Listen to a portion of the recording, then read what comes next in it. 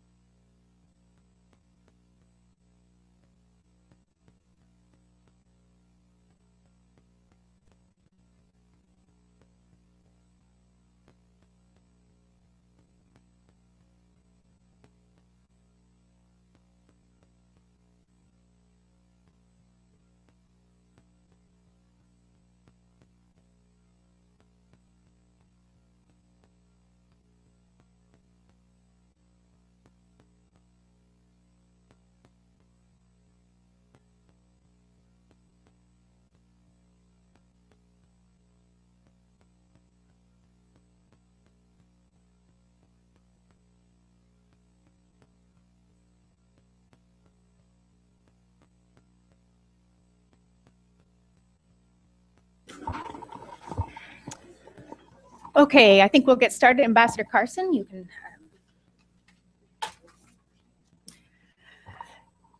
Hello, everyone, and welcome this morning to National Democratic Institute. I'm Jennifer Cook. I direct the Africa program at the Center for Strategic and International Studies. I'm going to be kind of the ringleader here. I just want to say what a pleasure it is and an honor to be asked to kind of moderate this session with two institutions. It's organized by two institutions for which I have a tremendous amount of respect. The National Democratic Institute, which I think you know their important work, not only on elections, which we're going to talk about today, but about in between elections and strengthening democratic institutions, engaging civil society, a lot of new innovative approaches too, I think that we may hear about during the follow-up panel with some of the NDI experts, and with the Constituency for Africa, which is going on to its 25th year now almost, and has really played an extraordinary role in getting Americans interested, passionate, and informed about the big challenges and big opportunities in Africa, and tapping into diaspora networks here and abroad to elevate those issues here in Washington. It's an important moment for governance in Africa. Our interests there are growing and changing, and governance and participation and accountability are really at the root of so many of our other interests in Africa. And if African governments and citizens don't get those fundamental questions of governance right, many of our other interests will suffer. So I'm going to turn over to Kenneth Wallach, who's the president of NDI, to give some opening welcome remarks. I'll turn to Mel, and then we'll hear kind of remarks from Ambassador Johnny Carson. So Ken. Thank you.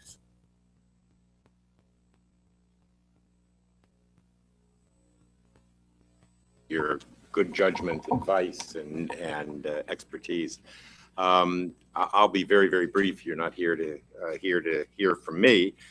First, I'd like to thank Mel and Foote and CFA for asking us to co-host this event, which is part of the CFA's Ronald Brown African Affairs series. And Ron Brown is a mutual friend of both institutions. He was very, very close to NDI when he was chairman of the DNC and before, and we still miss him very, very much. I want to thank one of my new bosses, Johnny Carson, one of my 30 bosses as a new member of NDI's board of directors, and we're very, very fortunate to have Johnny's leadership on the Institute's board. And I want to thank all of you for joining us for a very important topic. I'll just say a few words. Start with a statistic. I think between 1960 and 1990, there were 2 African heads of state or government who stepped down voluntarily or by through an election process. And since 1990, that figure has increased to more than 40, which represents the changing face of the African continent. And with 30 African countries scheduled to hold national elections by the end of 2016, that number is likely to increase again. And those elections, if they are conducted openly and democratically, will have the potential to deepen democracy in these countries, enhancing the legitimacy of governments, broadening the political class in these countries through empowered legislatures, and engaging larger numbers of citizens in their respective countries' political process through an active civil society. But if these elections are flawed, seriously flawed, they will only exacerbate tensions, which will impact development and stability even beyond the borders where failed elections take place.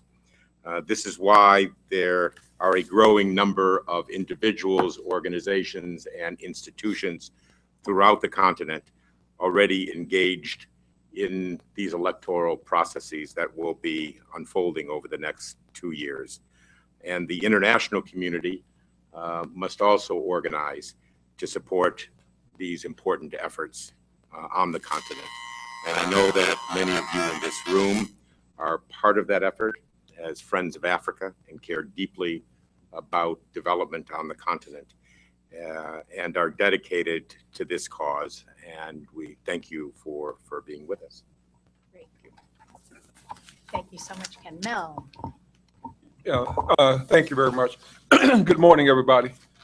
First, let me thank the National Democratic Institute, Ken. We're absolutely excited to be working with you on this process. I've been watching NDI for years. Christopher Munoz, one of my good friends, Keith Jennings, go back 20 years or more. And I've always tell Chris, every time I see him, I say, Chris, you're not doing a good enough job. You know, all over the continent, man, people are falling apart. And that's just my standard when I meet him. Used to be taller. But the job that NDI takes on is monumental, and I think is absolutely crucial to the future of Africa's development. So I'm really thrilled and pleased and honored that we're having this partnership. Jennifer is one of my favorite people. We also go back a long way, and I applaud the work that she does. And you know, when you have these major think tanks engaged, to me, that's a big part of the solution. And of course, Ambassador Carson, who is the dean, really, of a lot of this stuff, you know, has been in the trenches from a time of a Peace Corps volunteer to, you know, to a statesman. And so it's always great to be in the same room and hear what he has to say about this stuff. Let me say the CFA, this is part of the 2014 Ronald H. Brown African Affairs Series. We're winding down tomorrow, thank God, you know. It's been really a tremendous series. We've focused around the promoting of the STEM revolution in Africa, the diaspora priority as the overall theme.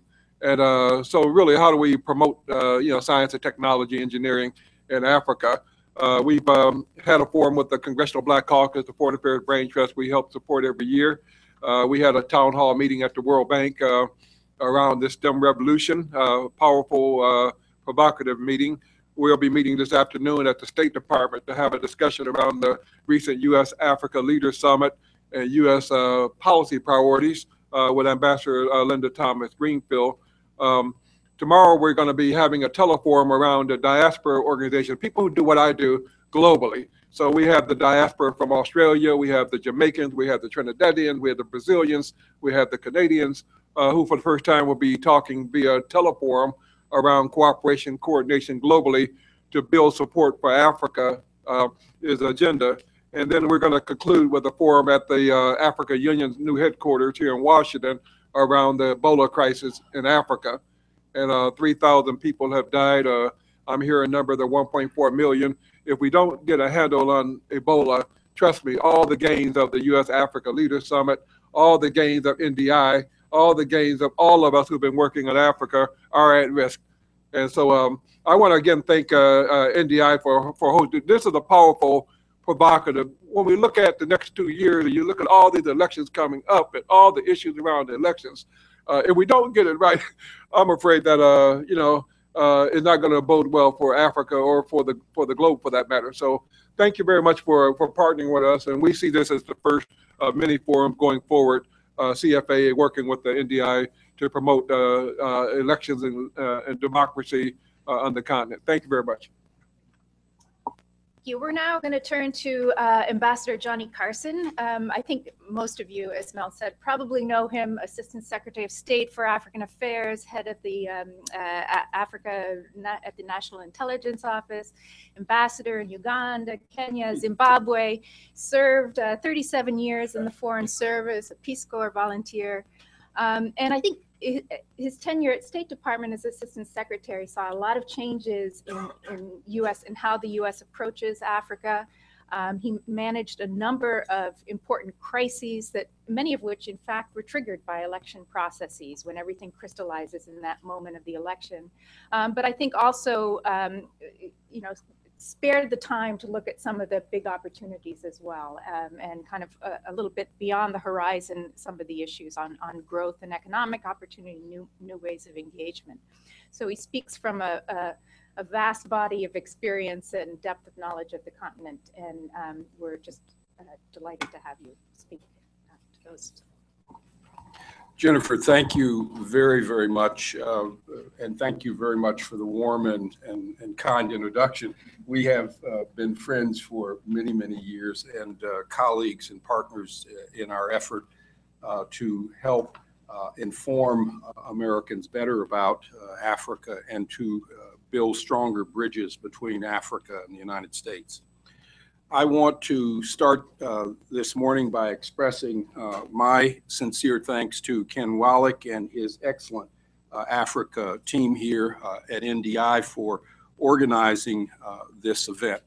And I also want to extend a special thanks to Keith Jennings for encouraging me to be here to participate. NDI has a small but extremely, and I stress extremely talented and dedicated team of experts working on democracy and election issues in Africa. The work that they do every day in partnership with African organizations on the ground contributes to strengthening democratic values and institutions across the continent. I also want to express my appreciation to Mel Foote for the outstanding work that he does, the leadership that he brings to the constituency for Africa, and increasingly raising his hand, his voice, his organization's voice in support of African issues here in Washington. Again, we were good colleagues with CSIS and with Jennifer, and I'm pleased to be here. This is a critical time for democracy and elections in Africa, and thus extremely pleased to be here this morning to talk with you about that subject. Democracy has been on the rise across Africa for the past 22 years. Since the fall of the Berlin Wall in 1989 and the collapse of Soviet communism in 1991, democracy has been on the march across all parts of sub-Saharan Africa. In dozens of African countries, authoritarian regimes and military juntas have given way to democratically elected governments operating under new constitutions intended to protect the fundamental liberties and freedoms of their citizens.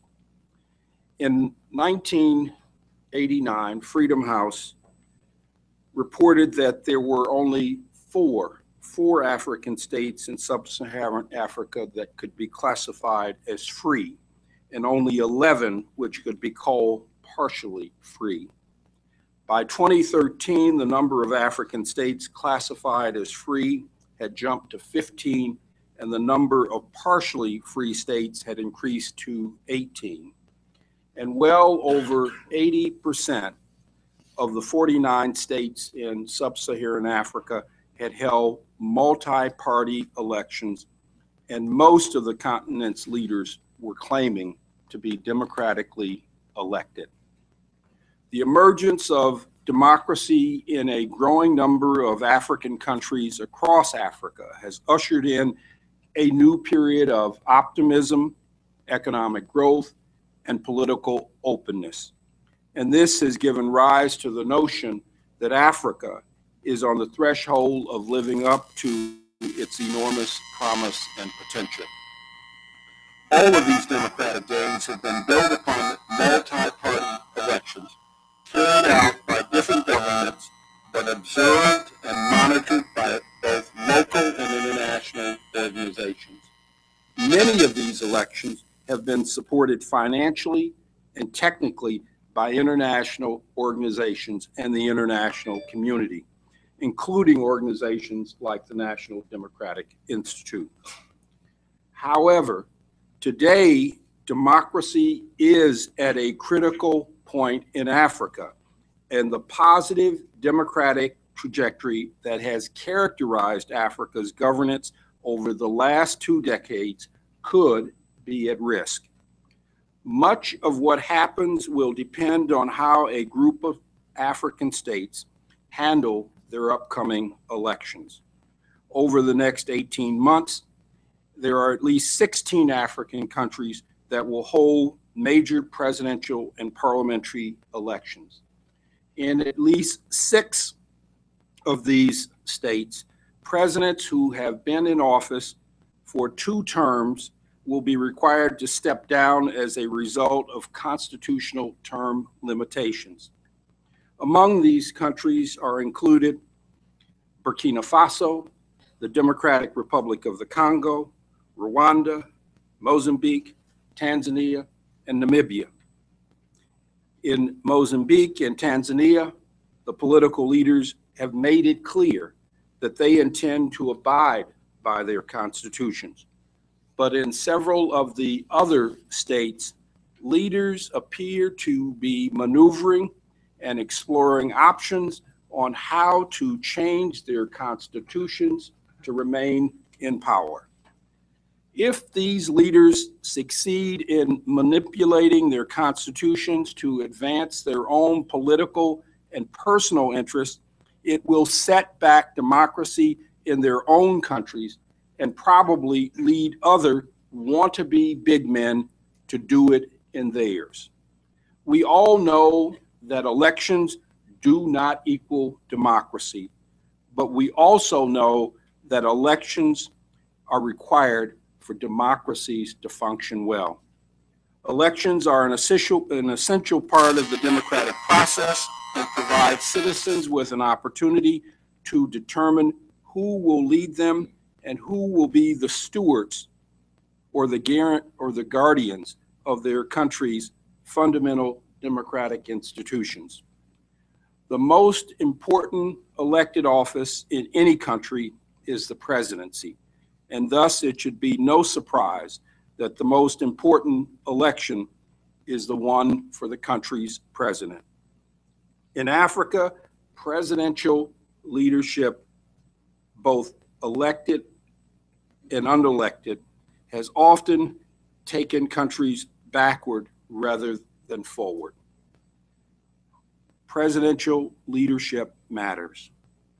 Constitutional term limits are important to give every qualified citizen and politician an opportunity to run for office and to ensure that those who win the office do not personalize it, abuse it, or turn it into a permanent or hereditary chieftainship for them or their family. The absence of term limits has had this result in some countries, and their removal could have the same outcome in others. Most leaders, whether they are in Africa or other parts of the world, who remain in office too long, soon abuse the public trust.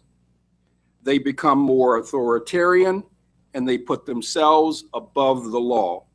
They lose contact with their citizens, close down political space, engage in corrupt practices, and shut out good ideas and shut out new ideas. They also set back democracy and sow the seeds for instability and non-democratic political transitions in the future. Elections may not always produce the perfect leader. Our own country is an example of that. But they do uphold the democratic right of people to select the person of their choice.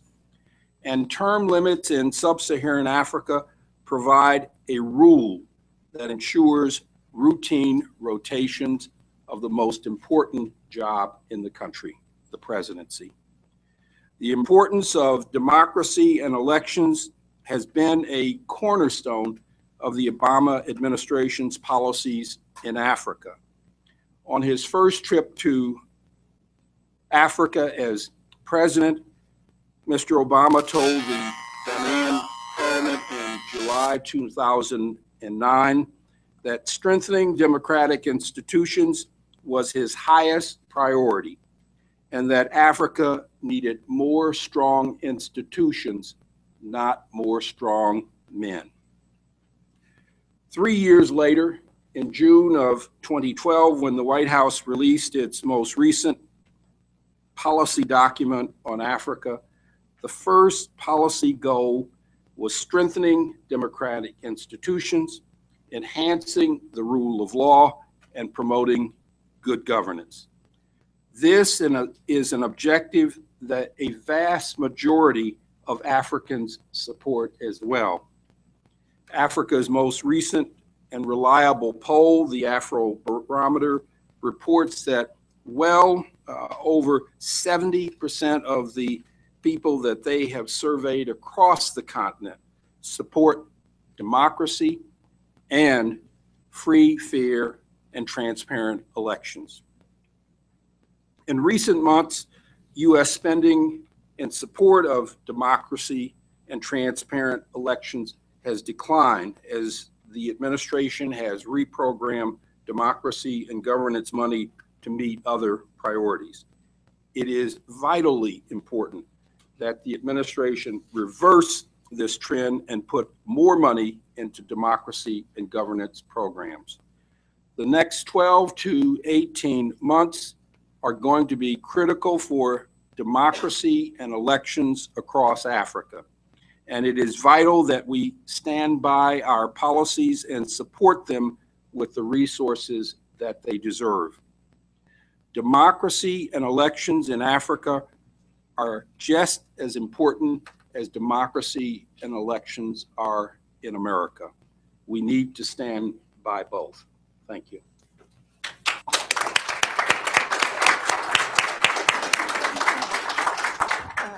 Fantastic. Thank you so much, Ambassador Carson. We're going to take a few questions, I think, before we turn over. That was a powerful statement. I maybe take the liberty of asking the first question, which is the question of U.S. leverage on these issues. You know, one of the big concerns, a lot more competition in Africa these days, new players, new partners, new ideologies, economic models, some countries that are doing well economically or important security partners, but that have not opened up democratically. And in this mix, where is the U.S. leverage, and how do you see that playing against other interests? What should we not do, as well as how do we make our influence felt in some of the countries that they have options in terms of international partners? We must not step back from our fundamental values and principles. Democracy is probably the most important thing that we have politically at home. And it is our most fundamental value here, and it should be one of our most fundamental values abroad. So the first thing is not to abandon our values, not to abandon our principles, and look for ways whenever we can to push them out and forward. We're strong here because of the democratic values, protection of civil liberties, our right to participate in the political process. I think these are the things that we have to do. Our leverage is not going to be the same in every country, but we should continue to work with those individuals in countries who are determined to expand democratic freedoms and not to close them out. And I think we need to also work with other democratic partners around the globe to ensure that our voice is not the only voice supporting the protection of civil liberties, advancing media and judicial freedoms, and civil liberties for everyone. We need to work with our partners in Western Europe, across the Middle East, and in Asia. And we also need to work with our democratic partners in Africa to get them to be more vocal in their commitment to democracy. Leverage will depend on each situation, but it does not mean that we should step back from our values. We must not do that. Let's take 3 questions, and then we'll come back and move to the next panel. Leon, the gentleman in the far back. Thank you. I'm Leon Weintraub, former member of the Foreign Service with experience in Africa. I wanted to ask you about the recent steps by the government of Russia, which is attempting to label NGOs within country who have accepted help from those outside the country, such as NDI or NED or others, as agents of other governments, forcing them to register as agents and essentially trying to tarnish them in the eyes of the public as people who have interests of other countries at heart rather than their own. I'm wondering, do you feel this might be seen as a model that African leaders might be willing to take? They have enough difficulties sometimes with pesky NGOs, but it's sometimes easy to label them as outsiders. That's happening. Gentleman in the far back. Morning, my name is Ntemba Dizolele. I'm with SAIS. Ambassador Carson, nice to see you again. How are you? My question is really, we've been talking about democratization in Africa for a while now. There was a time where the US were perceived to be more serious about that change. I'm talking about the days of Jimmy Carter, where there was a strong commitment to democratization. And that gave rise to a lot of political leaders in the opposition, the Tshisekedi's of the world, the Gbagbo, across the continent. Today, there's lip service. I've observed the elections in Congo. Most of the time, they're contentious, and most of the time, the US backs down, and the dictators continue. So realistically, today, if Burundi, DRC, Congo-Brazzaville, and Burkina Faso, for instance, the leaders say, forget you, I'm changing the constitution anyway. What is the US prepared to do realistically? Thank you. Thanks, Ntemba. We'll take one here, and then Deirdre. Okay, if you can introduce yourself. I am Ronke Champion at AME, and that was my exact question, that we have cases where they're changing the constitution anyway with no repercussion. So same question. Okay, critical mass on that question. And final. My name is Deirdre Lepin, University of Pennsylvania. Honorable Johnny Carson, I wanted to ask you another question about leverage. We know, particularly since the US-Africa Summit, that there's a tremendous interest in private sector investment in Africa. And corporations often have a tremendous opportunity for leverage in policy in African countries because of the huge investments they bring, the opportunities for job creation, and so on. They can present a positive model of governance within themselves. They can train local people. And I'm wondering to what extent the US government, what opportunities, apart from the existing guidelines, legislation, and so on in this area, has to help support and encourage our companies to support democracy and rule of law in Africa.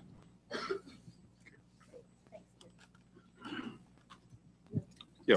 Okay, we'll do quick 4.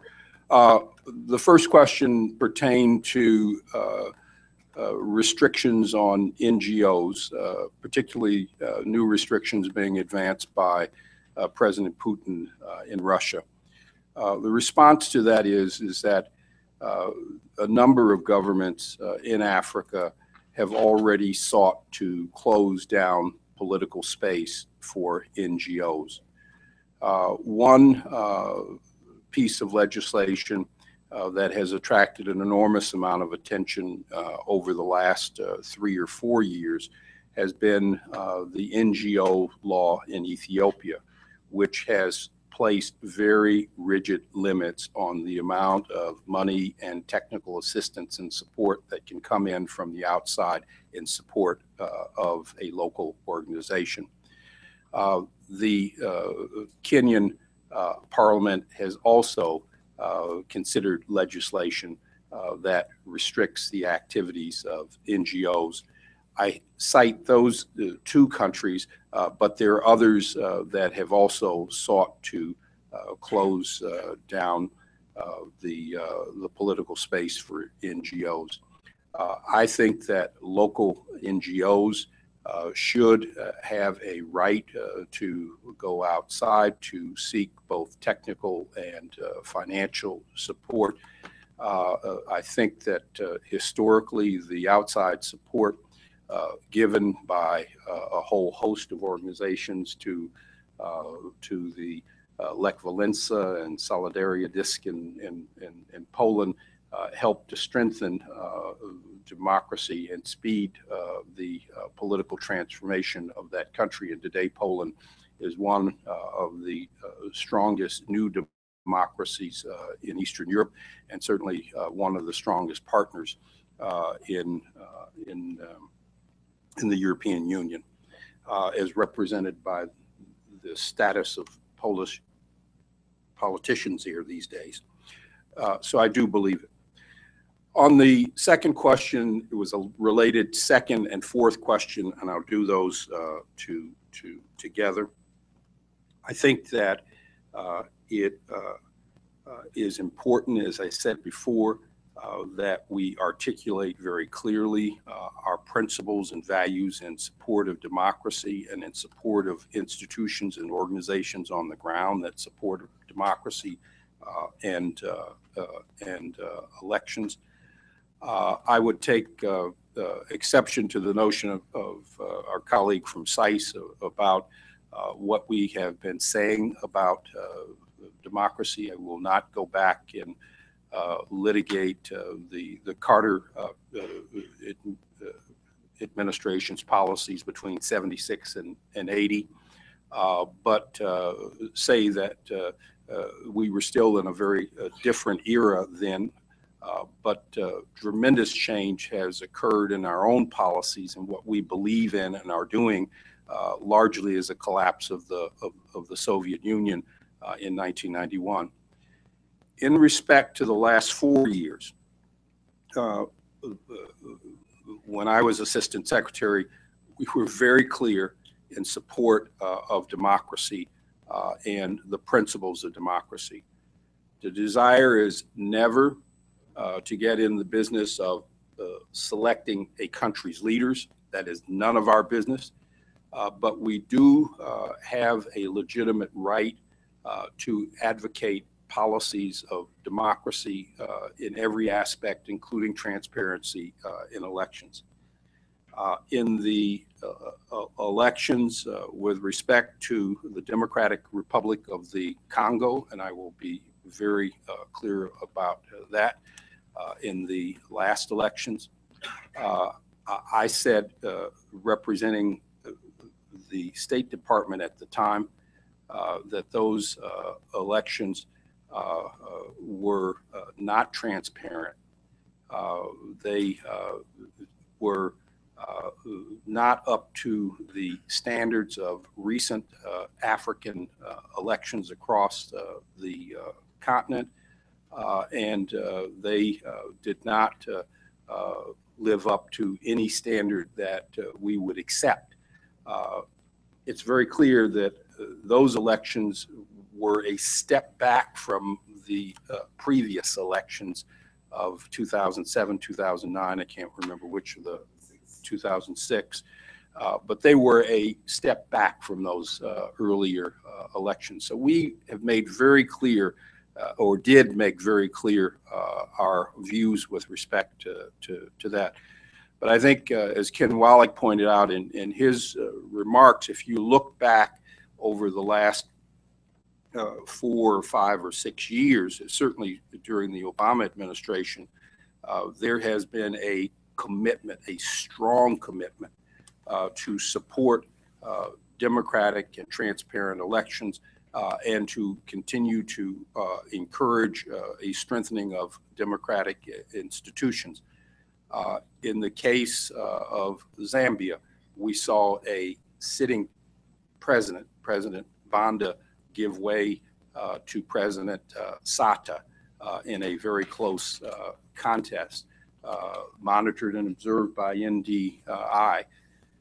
We saw a excellent election in Ghana, where we saw a vice president who had come to power as a result of the death of John Atta Mills win a very closely contested election against Nana Akufo-Addo.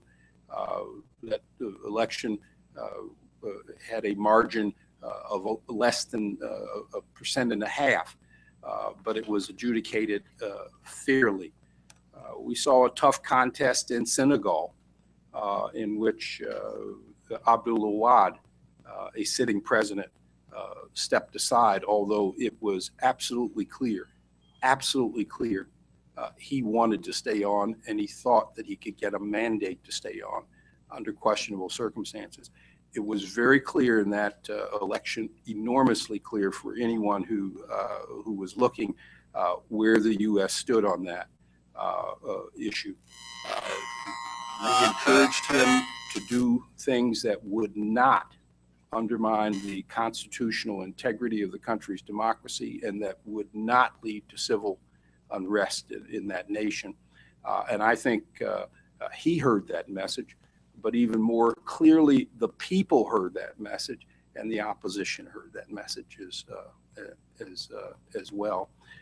And the last of numerous examples is in the case of Cote d'Ivoire. And you ask what can happen. This one is on the outside of it. No question that former President Gbagbo had lost the election in Cote d'Ivoire. He lost that election. We knew he lost. Every member of the Security Council knew he lost because the UN representative in Cote d'Ivoire, in Abidjan, Mr. Choi, had been given the results of the election. And they were immediate, yes, because of a Security Council mandate. We knew that Gbagbo had lost the election. We did not remain silent in that instance. It's now very much history. President Obama reached out to President Gbagbo twice to encourage him to accept the results and follow the law. And we also gave him some options and some outs. Today, instead of being in Paris or New York or Washington, he's sitting in The Hague. And there was, in fact, a different kind of leverage there. The different leverage will depend on the circumstance and where and what the country is. But under no circumstance should we remain silent. Under no circumstance should we remain silent. On the question of the business community, I think that business goes to countries and places where they know that their investments are going to be stable and secure. They don't go to places where there is chaos and instability, uncertainty. Greater democratization, greater liberty helps to bring about the kinds of security and stability. And hopefully, in their discussions with leaders, they will argue for something that they'd like to see as well, and that's a lot of transparency. Thanks. On the Cote d'Ivoire case, it strikes me that one of the things that gave the U.S. an opening to be so forceful on that was the response of African regional bodies, ECOWAS and the African Union. I think maybe that will be something that comes up in our panel discussion as well. I thank you so much. I want to give the last word on this to Ken. Do you have just a wrap-up comment? Well, I'd like to go back to also the first question with regarding closing political space, particularly for civil society. I think this is a global phenomenon that is taking place among non-democratic countries. Certainly in democratic countries or nascent democracies, you find close relationships between civil society and the government and the international community and groups like NDI and others who are very much engaged in governance issues. I would urge everybody to read President Obama's extraordinary speech at the Clinton Global Initiative last week, in which he talked about this issue and talked about the administration's renewed commitment to civil society globally. And he announced a number of important initiatives in that speech.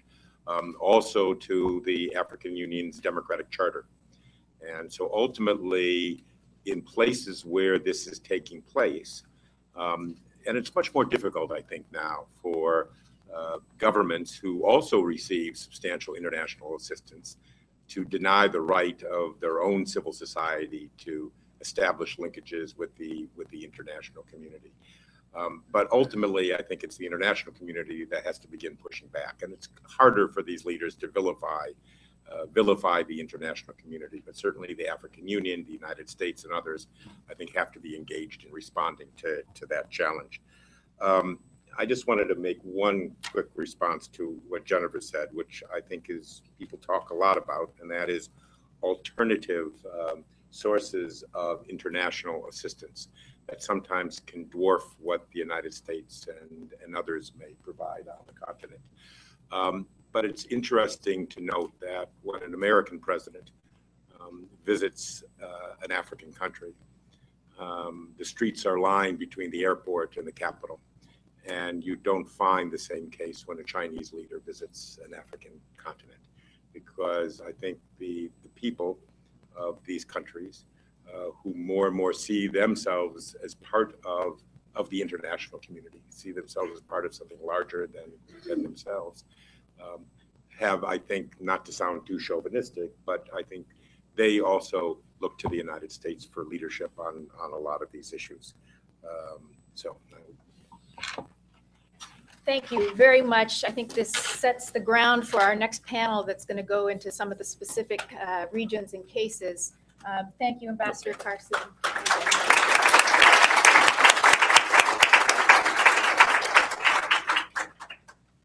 I'm going to invite our next panel up.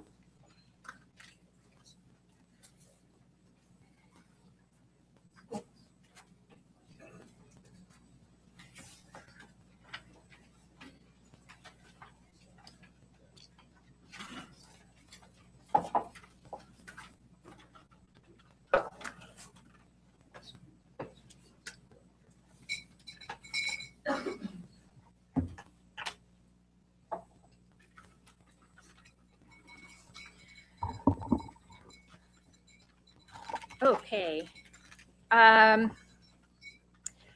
Well, I think, as I said, I think that first session and Ambassador Carson's remarks really kind of laid the groundwork for this. The idea that elections, they are not the be-all and end-all of the democratic process, but they are a absolutely fundamental component of it. And I think they're also a bellwether of kind of broader democratic health in some of these countries.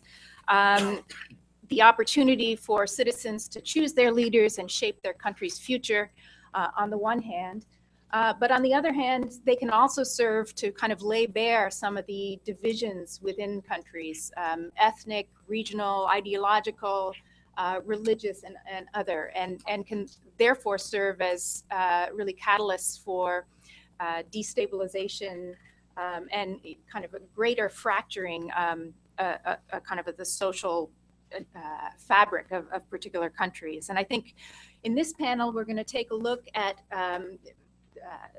the North African region, the West African region, East Africa, and then kind of some of the broader trends. And within each of those, there's a huge diversity of dynamics happening. And so there's no, it's hard to have, there's no one-liner on African elections. There are a lot of different paths that countries are taking, and we have just a fantastic panel here to do that. I'll give $1 to anybody who can stump these guys in the question and answer period. Really, Ambassador Carson was right that you know, the NDI is a phenomenal place for kind of the depth of knowledge and technical expertise of the people who work here, and they're a huge source for political analysis as well as the election and democratic process as well.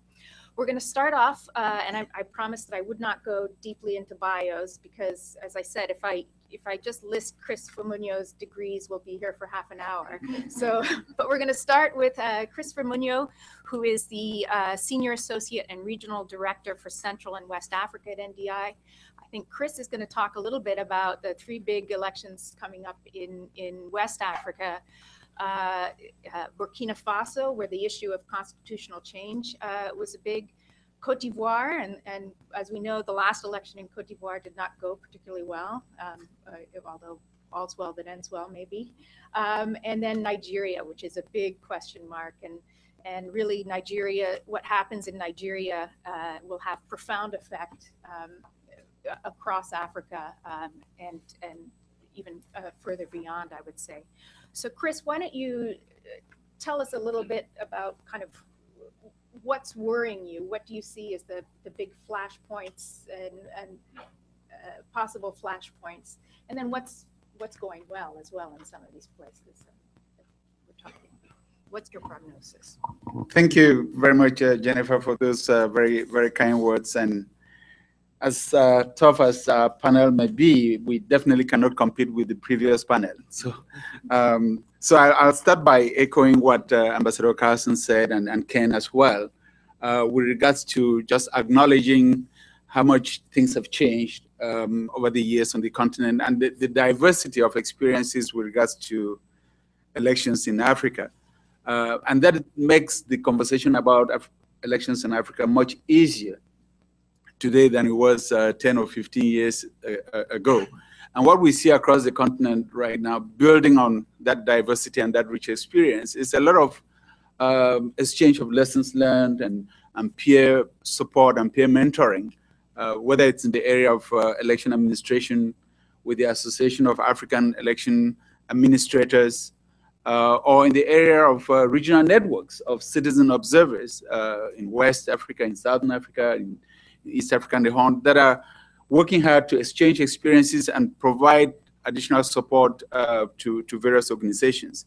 So I'll start off with recognizing that as well. But when you ask about the things that the countries that keep me awake at night from West and Central Africa, I have a couple of them, and I try to kind of identify the issues that these countries face by way of challenges, but also maybe some recommendations on how governments and citizens in these countries could approach elections to make them a catalyst for the better. And the first thing that comes to mind is just the need to talk about elections as a process and not as an event. And all too often, unfortunately, in many countries, we see the government and the citizens kind of pack and leave or turn the page the day after the election results are announced, not realizing that preparations for the next election should begin right after the current election is being called. And so when you talk about elections as a process, you're forced to look at the events that occur in the pre-election period, on election day, and even in the post-election period. And in the pre-election period, which is where many of these countries are today, they're grappling with issues of electoral framework, constitutionalism, election laws, how much space is given for candidates and parties and citizens to participate actively in the process, all of the steps that need to be taken to kind of guarantee that every citizen that's of voting age has the ability to participate fully in the process. And I think what's happening right now in Burkina Faso really gives us cause for concern, because you have a country that's preparing for national elections in 2015, that has a president that has been in power for 27 years, that came into power first as a military captain through a coup, but was allowed by the people of Burkina Faso to represent himself as a civilian leader, to run for election, to win and serve 2 terms, and now he's been term limited.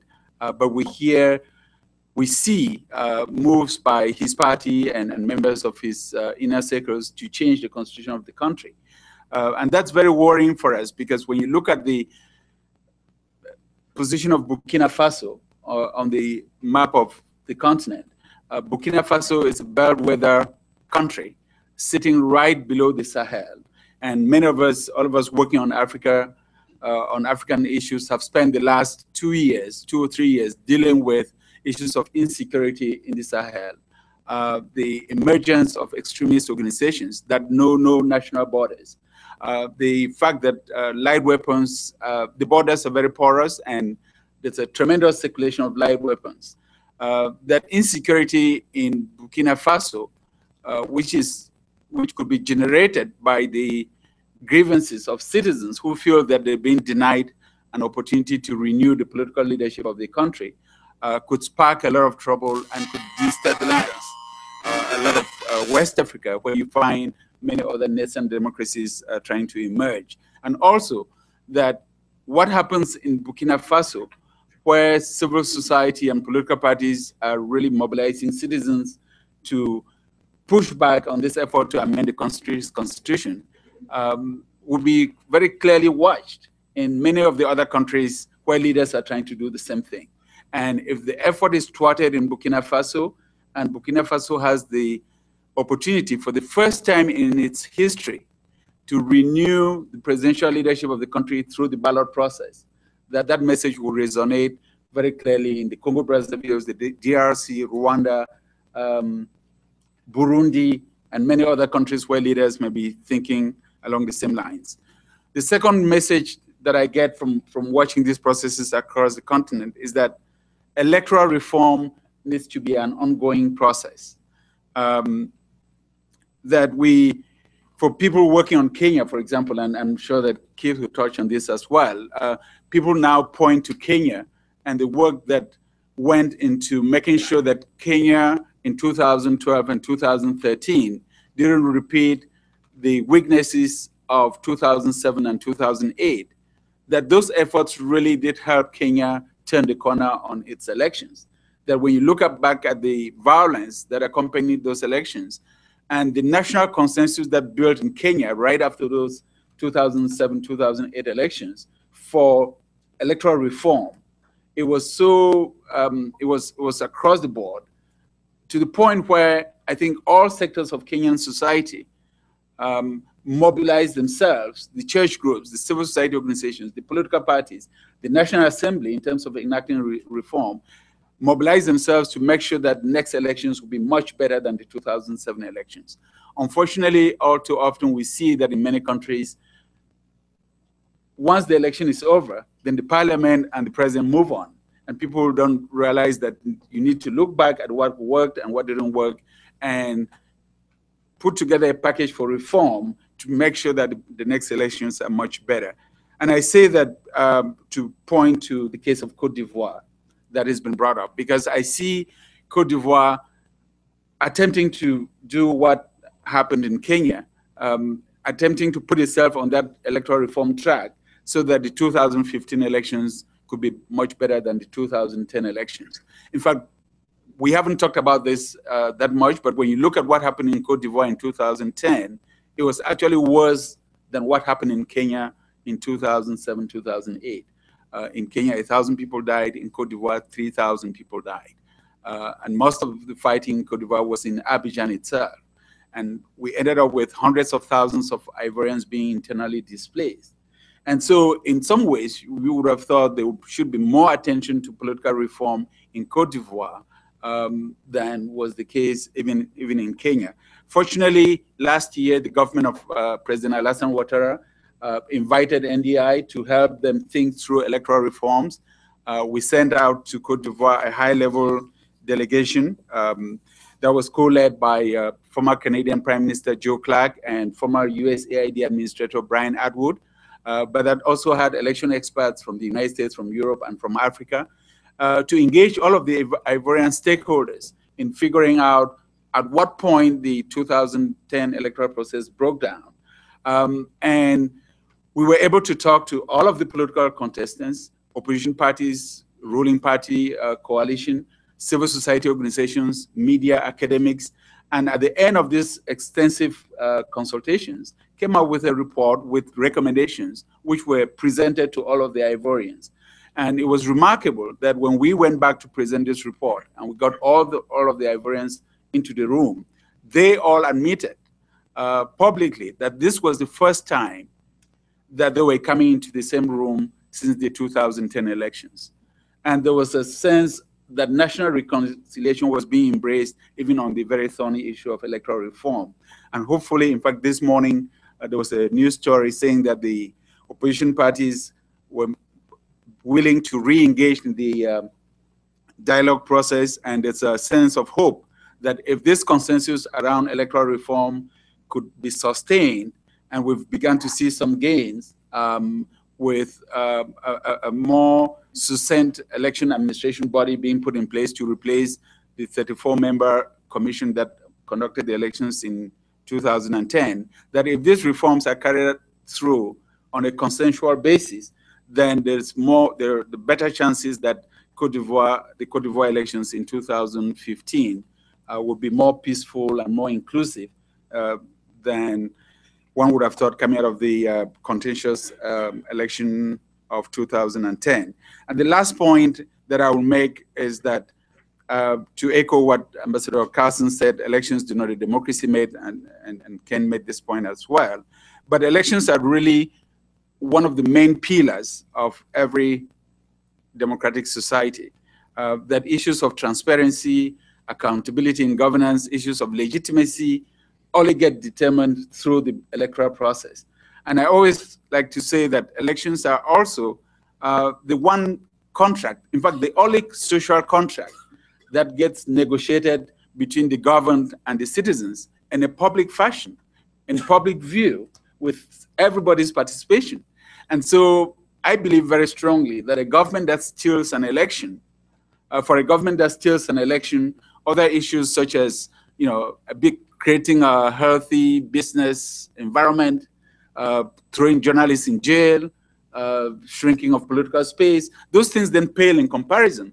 Because if on the one public contract, the only public contract that a country is engaged in, that the elections are not managed in a credible fashion, all of the other issues that hold dearly, that can contribute dearly to good governance in the country would be undermined. And I say that to say that governments on the continent really have to find ways to multitask, because elections don't come in a solo package. You're not going to stop dealing with all of the other governance issues so you can deal with an elections. And what we see now in most of the continent, and especially in West and Central Africa, is that the elections that will be coming forth in the next 2 years would also take place in some countries that are dealing with other challenges. And at the same time, the citizens of these countries would expect the governments of the day to rise to the level of having good elections. And the case that comes to mind for me is Nigeria. We know that Nigeria is the highest populated country on the African continent. 1 in every 5 or 6 African is from Nigeria. That it faces some challenges. We have the North-South tensions of our presidential tenure. The debate about power shift hasn't quite died down. And of course, as we get into the elections, that debate would resurface. We know that it's a potential debate over the duration of presidential terms. The Constitution says that a president should serve 2 4-year terms. There's no doubt that the current president of Nigeria has the right to run for re-election. That's not in doubt.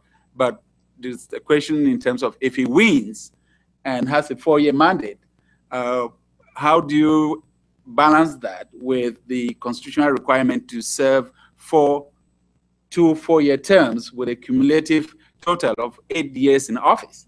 And we know that Nigerian politicians love to go to court. So we have to keep that in mind. We also know that the country is now faced with the challenge of Boko Haram, that is really causing a lot of havoc and killing lives, killing people in 3 northeastern states. But that's really having a chilling effect in terms of citizen participation in political events through the northeast, but also impacting other parts of northern Nigeria. These elections are also coming up at a time when the amnesty that was given to militants in the Niger Delta is due to expire. And some of those militants have made very public statements about their political preferences and what they would do to Nigeria should those preferences not come to fruition in 2015. And then you have the sheer enormity of the size of the country that now has 150,000 polling sites. And the challenge, the administrative challenge of being able to conduct polls in that kind of environment. That said, I would also say Nigeria has a number of things going for it. One is just the sheer talent and human capital that exists in Nigeria, the financial resources of a country that can conduct its own elections without having to depend on partners. The possibility that in 2015 there could be real political competition for the presidency in Nigeria, something that we haven't seen in the last 15 years since the transition in 98, 99, but something that we'll now see with the opposition parties having come together to form a broad-based coalition. And the last thing that I would say is the fact that Nigeria now has an election management body, INEC, in which many Nigerians believe, given the track record of INEC in 2011, that was run by a new chairman who put in a lot of effort to make sure that the votes could be counted and that every Nigerian at the end of that process felt like their vote really counted. And that happened in sharp contrast to what had happened in Nigeria during previous elections. So the combination of these factors could make for a very interesting elections, but at the same time, there's no doubt in my mind that these are going to be some of the most competitive elections that Nigeria has known in recent history. And so those 3 countries really kind of keep me awake at night.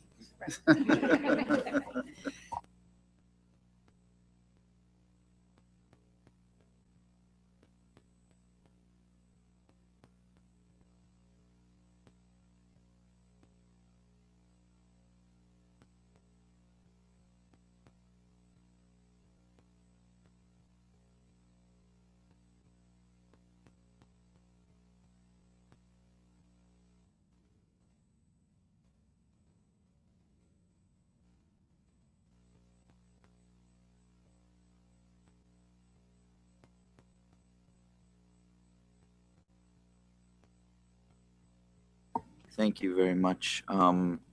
Yeah, I think that first, I appreciate the chance for us to be here talking about Africa as a continent, because I do think that often those are disconnected when in fact there's a considerable number of issues that we've already talked about in terms of peer-to-peer sharing, in terms of economic diplomacy that are used by North African countries, for example, with some of their sub-Saharan partners, and in terms of many of the governance challenges that end up having trans-Saharan impacts, whether it's trafficking, immigration, or non-state violent actors. And so we've already touched on that, but I think it's important for us to look at it. There are, as Jennifer mentioned, there are a series of elections coming up during this next 2-year period that we're talking about, starting at the end of this month with Tunisia, which is sort of the cradle of the Arab Spring. They will have legislative elections followed by presidential elections over the course of 3 months. There are presumed Egyptian legislative elections that the Prime Minister this week assured the world would happen by the end of this year, although there's question about whether that is just beginning that process. Libya is due to host a constitutional referendum and then a renewal of its parliamentary and legislative bodies based on that constitution, which will be released presumably later this year. And then Morocco will have regularly scheduled elections in 2016. And for me, the significance of these is that they all play out to show the continuum of the hopes and aspirations and some of the results so far of the Arab Spring.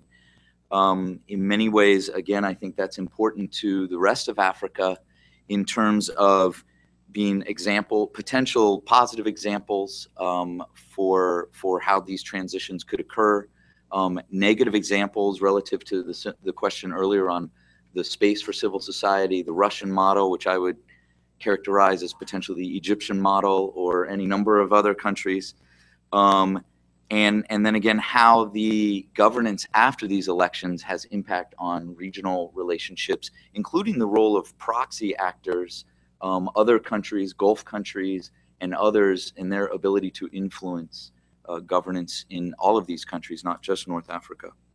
From our perspective, similar to what Chris mentioned, in these cases, it's less about outcomes in terms of who the competitors themselves are or who the individuals would be, and more in all cases about what is the process that is leading up to the election day, and then more importantly, what is the approach to governance after those elections. In some ways, those questions are consistent regardless of who the competitors are and who the actual winners are.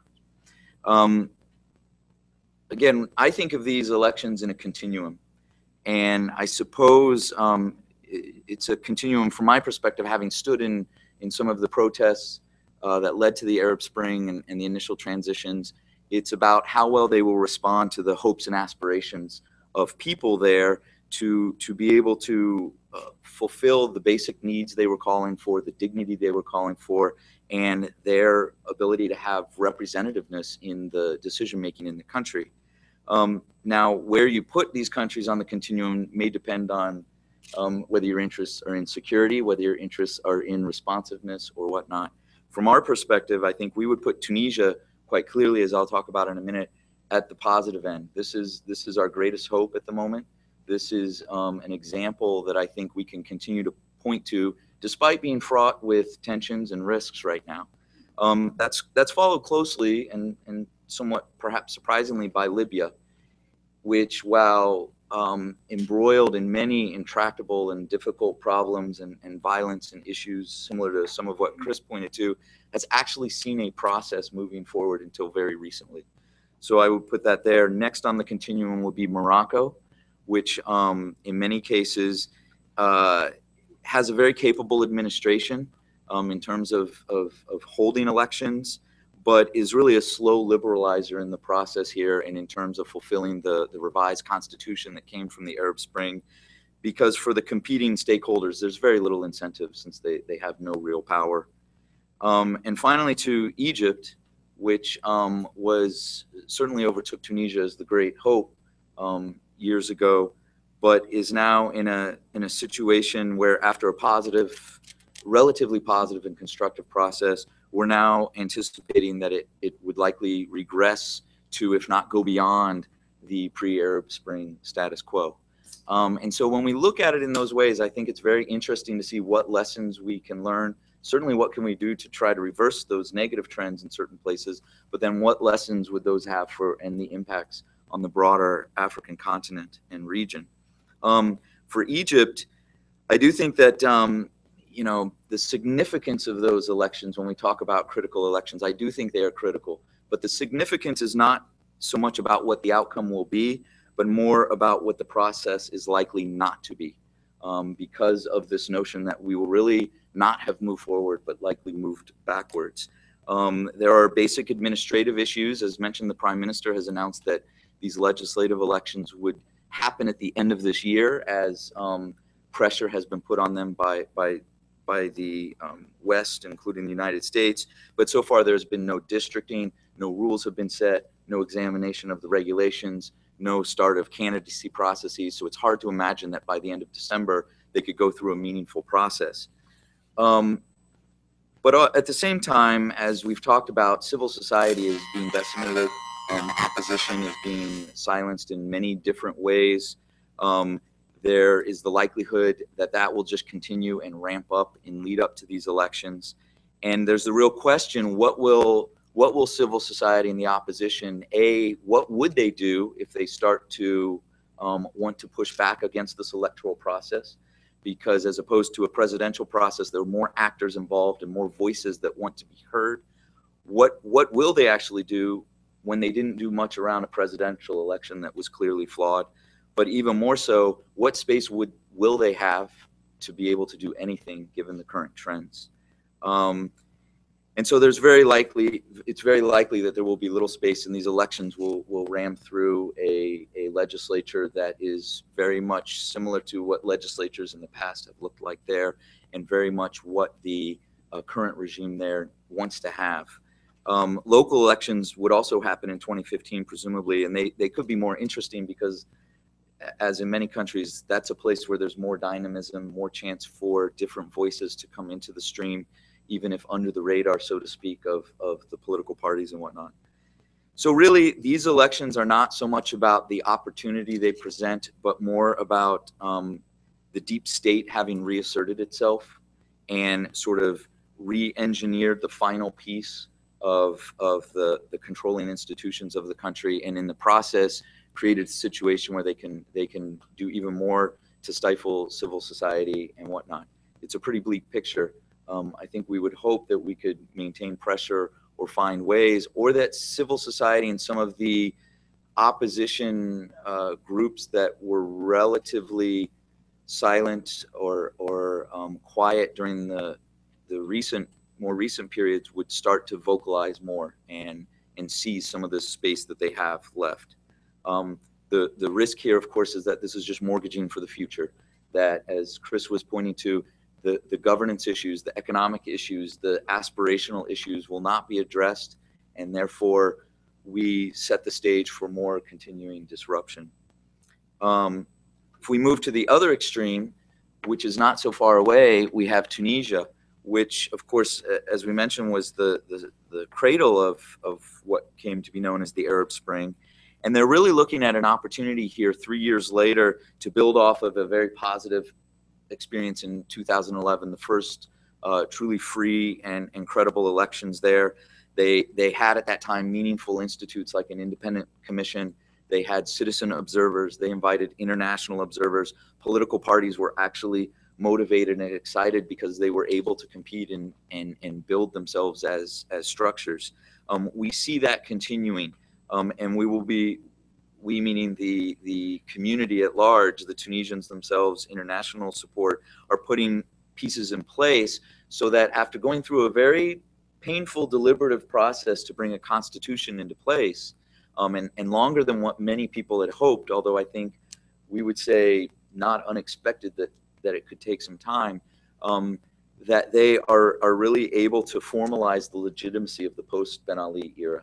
That right now, moving away from a constituent assembly, sort of ad hoc governance, this is the time to say we are in a new era. And so there will be, for example, NDI is supporting parallel vote tabulation, so statistically based observation, which builds on what was done in 2011. The Independent Election Commission has been re-established. So there are a lot of very positive elements here. And the story is here, similar to Libya, that I was alluding to, is that the key difference is that there was a willingness among the stakeholders.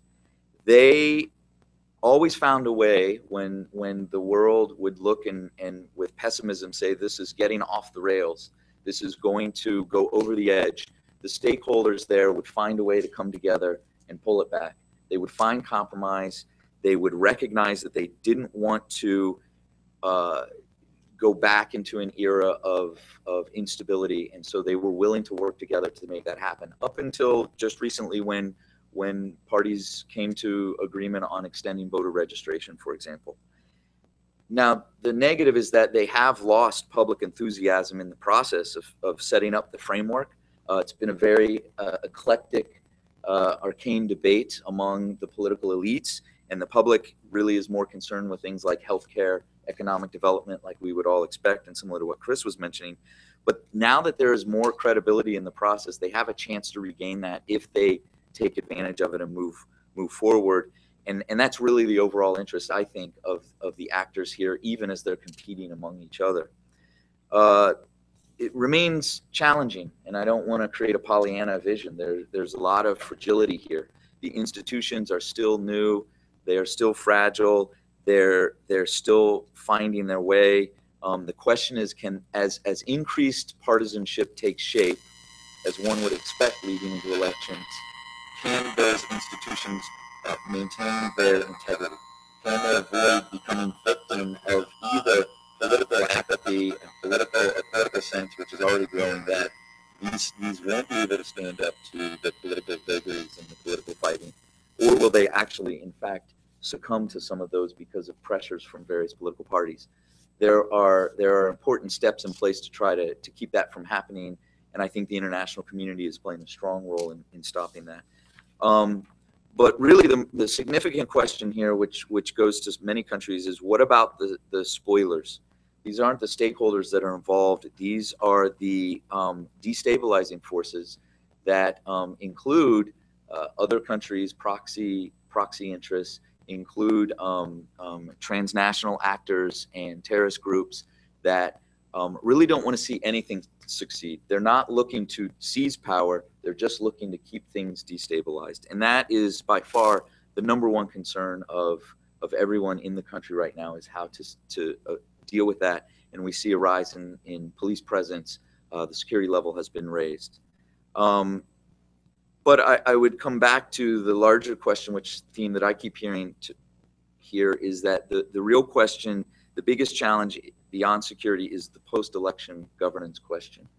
And that while the elections are critical in Tunisia, they create an opportunity to actually start addressing many of these issues and setting good examples. My hope is that the international community, which is heavily invested in these elections relative to the size of the country, needs to make sure that it can show a commitment in the post-election period, and needs to start that process now, not have sort of a minor story.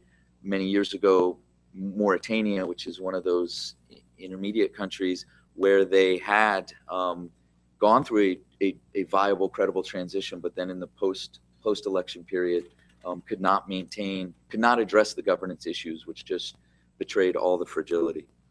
So this is really where we're seeing across the region, very similar situation.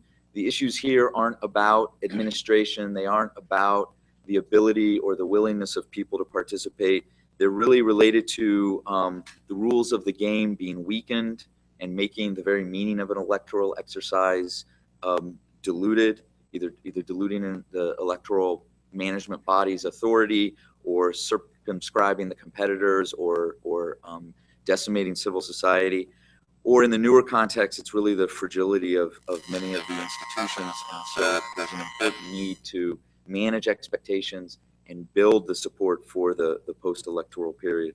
I remain a consummate optimist. I think all of us up here are, or we wouldn't continue to do these things. But it's going to take some particular effort to see the long game in these places and make sure that we stay committed to them. Thank you so much, Jeff. We're next going to turn to Dr. Keith Jennings, who is Senior Associate and Regional Director for Southern and Eastern Africa.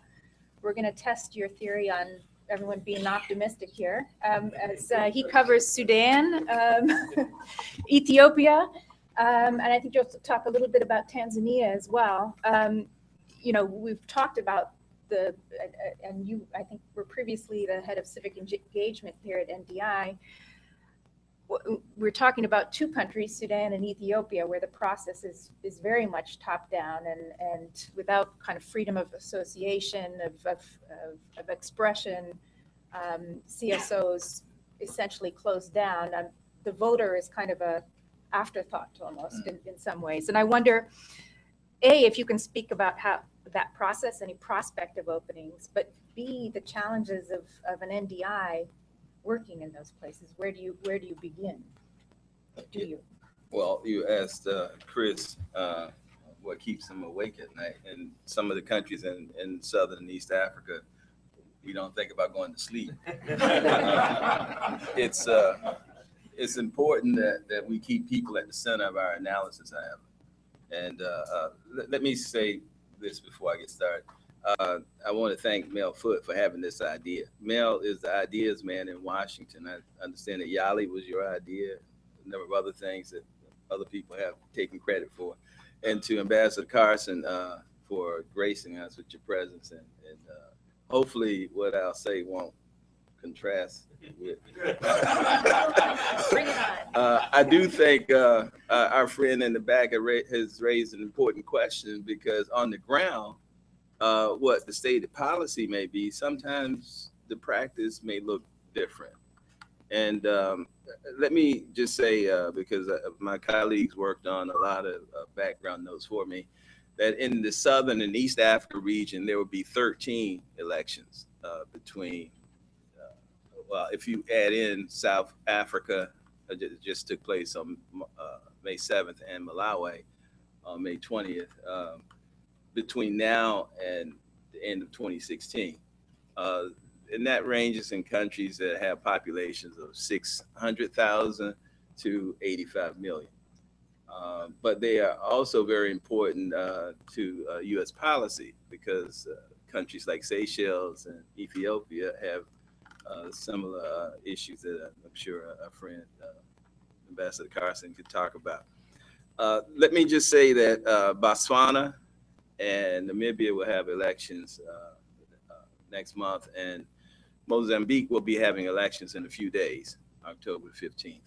I won't be covering those in my few remarks here, but I think that Mozambique in particular is something that everyone should pay attention to. For the last 12 months, there have been conflict between the government, the Frelimo government, and Renamo.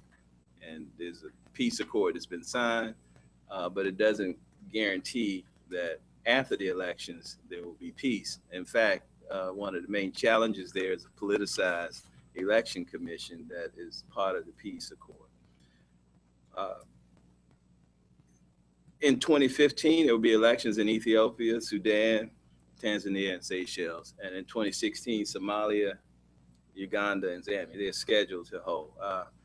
I won't be talking about Somalia. I will be prepared to answer any questions I have if anyone has that. Let me say on Jennifer's question about openness and these top-down processes, that ultimately it is the people of a country who determine the credibility of elections and the democratic development processes in their countries. And we should keep that at the center. Additionally, while elections are a key ingredient for democracy, it should be understood that they are not synonymous with democracy. Ambassador Carson mentioned earlier they're a key ingredient. And while we know that elections exist to help bring about peaceful competition, they also bring about tensions. And they raise tensions probably at the highest level in the life of a country. And while people use elections as a vehicle to select who will govern them, they also use elections to say who they do not want to govern them and which processes they don't want to see, like corruption that steals the lifeblood of a country. And I'm sure many of you came here wondering, okay, well, how does NDI measure the credibility of elections? It's very simple, and Richard can point out in greater detail, my colleague from the elections team. But to be credible, elections have to be inclusive, transparent, and encompass accountability. It's really the simplicity and the complexity is there. And you have to assess an entire process, which both Jeff and Chris talked about, and not just elections. This is about politics at the end of the day. And I'm also happy that we're talking about Africa as a whole, because as we sit here, Egypt is having a dialogue with Ethiopia about water rights in the Nile. And hopefully that dialogue won't become conflict. And I'm certain that Sudan was watching what was going on in Libya when some jets from unknown countries bombed there recently. To the specific remarks, Ethiopia will have elections in May of next year. And it's, again, it's 85 million people. It's not the 70 or 80,000, 180 million people in Nigeria. But it's important because this is a massive undertaking. Somewhere between 35 and 40 million people are slated to vote. Millions of new voters have come into the process. And despite the economic progress of the past decade, Ethiopia still remains one of the poorest countries in the world, with about 25 million people living in poverty.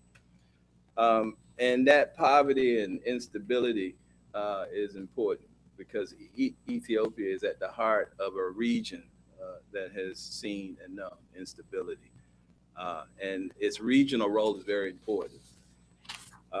In the peace process in Sudan, its major role as a hegemon in IGAD, the Intergovernmental Association for Development,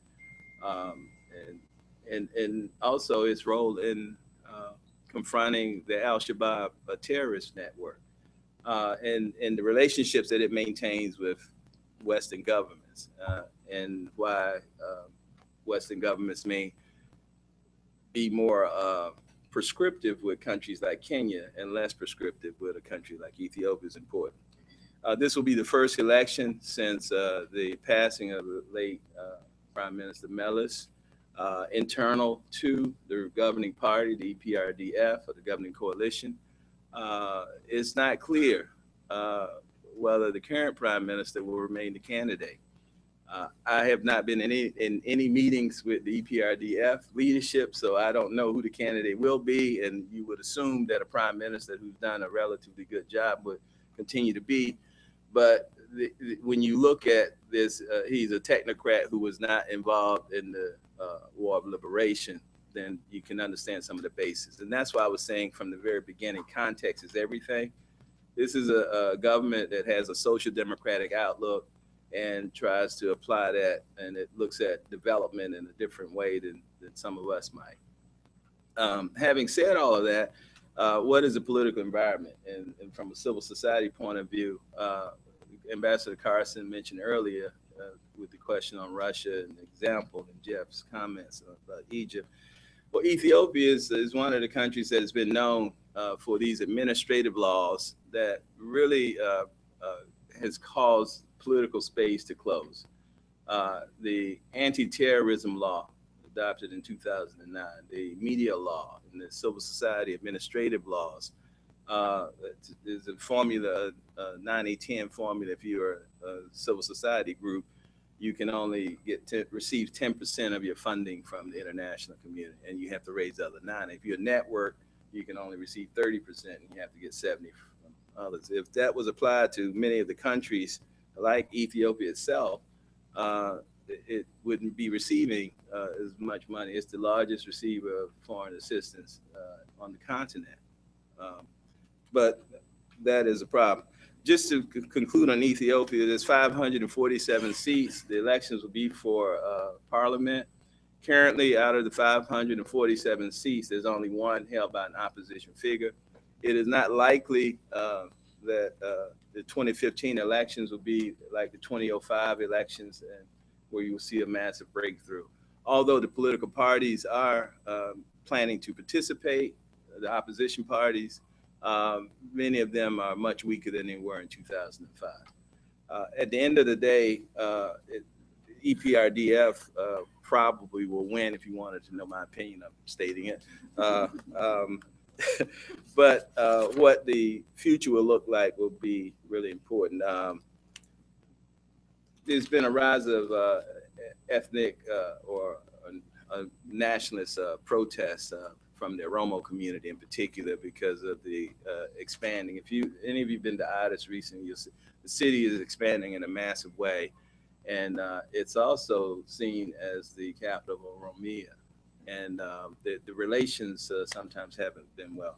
I'll end there on Ethiopia because I think that I can answer other questions in the Q&A. Ethiopia's neighbor, Sudan, is supposed to have elections in April of 2015. But there's a very dynamic political process taking place right now in Sudan. It's a national dialogue that is underway. as it's supposed to include government, the opposition parties, the armed force, the armed groups, part of the Sudan Revolutionary Front, the SPLA, SPLM North, as well as the foreign groups. But based on recent conversations, it may be inclusive of the military. The one sector that has been excluded so far is civil society. And that's a major question. How will civil society be part of this national dialogue? A part of the national dialogue right now is to delay the elections. Freedom of assembly, freedom of association, freedom of speech is supposed to exist. But again, in practice, it may not necessarily be what is written down. And it appears that the government is moving forward with preparations for the elections. Maybe in the next week, there may be some developments that will shed more light on whether there will be or won't be elections in Sudan. I don't want to sit here in Washington, D.C. and say what's happening in Khartoum, but it appears that there's discussions going on right now about cessation of hostilities agreements between some of the armed groups and the government. If there are elections, currently the National Congress Party, the NCP, holds 316 out of the 354 seats. Once South Sudan became independent, the number of seats was reduced. And if there are elections, it's no question who will win, the NCP. If there is a transitional process, interim government that is part of the inclusive dialogue, then there are some questions that still remain. And one of the major questions will be, what about the ICC indictment of the current president, Bashir? Again, because of the time, I'll keep going.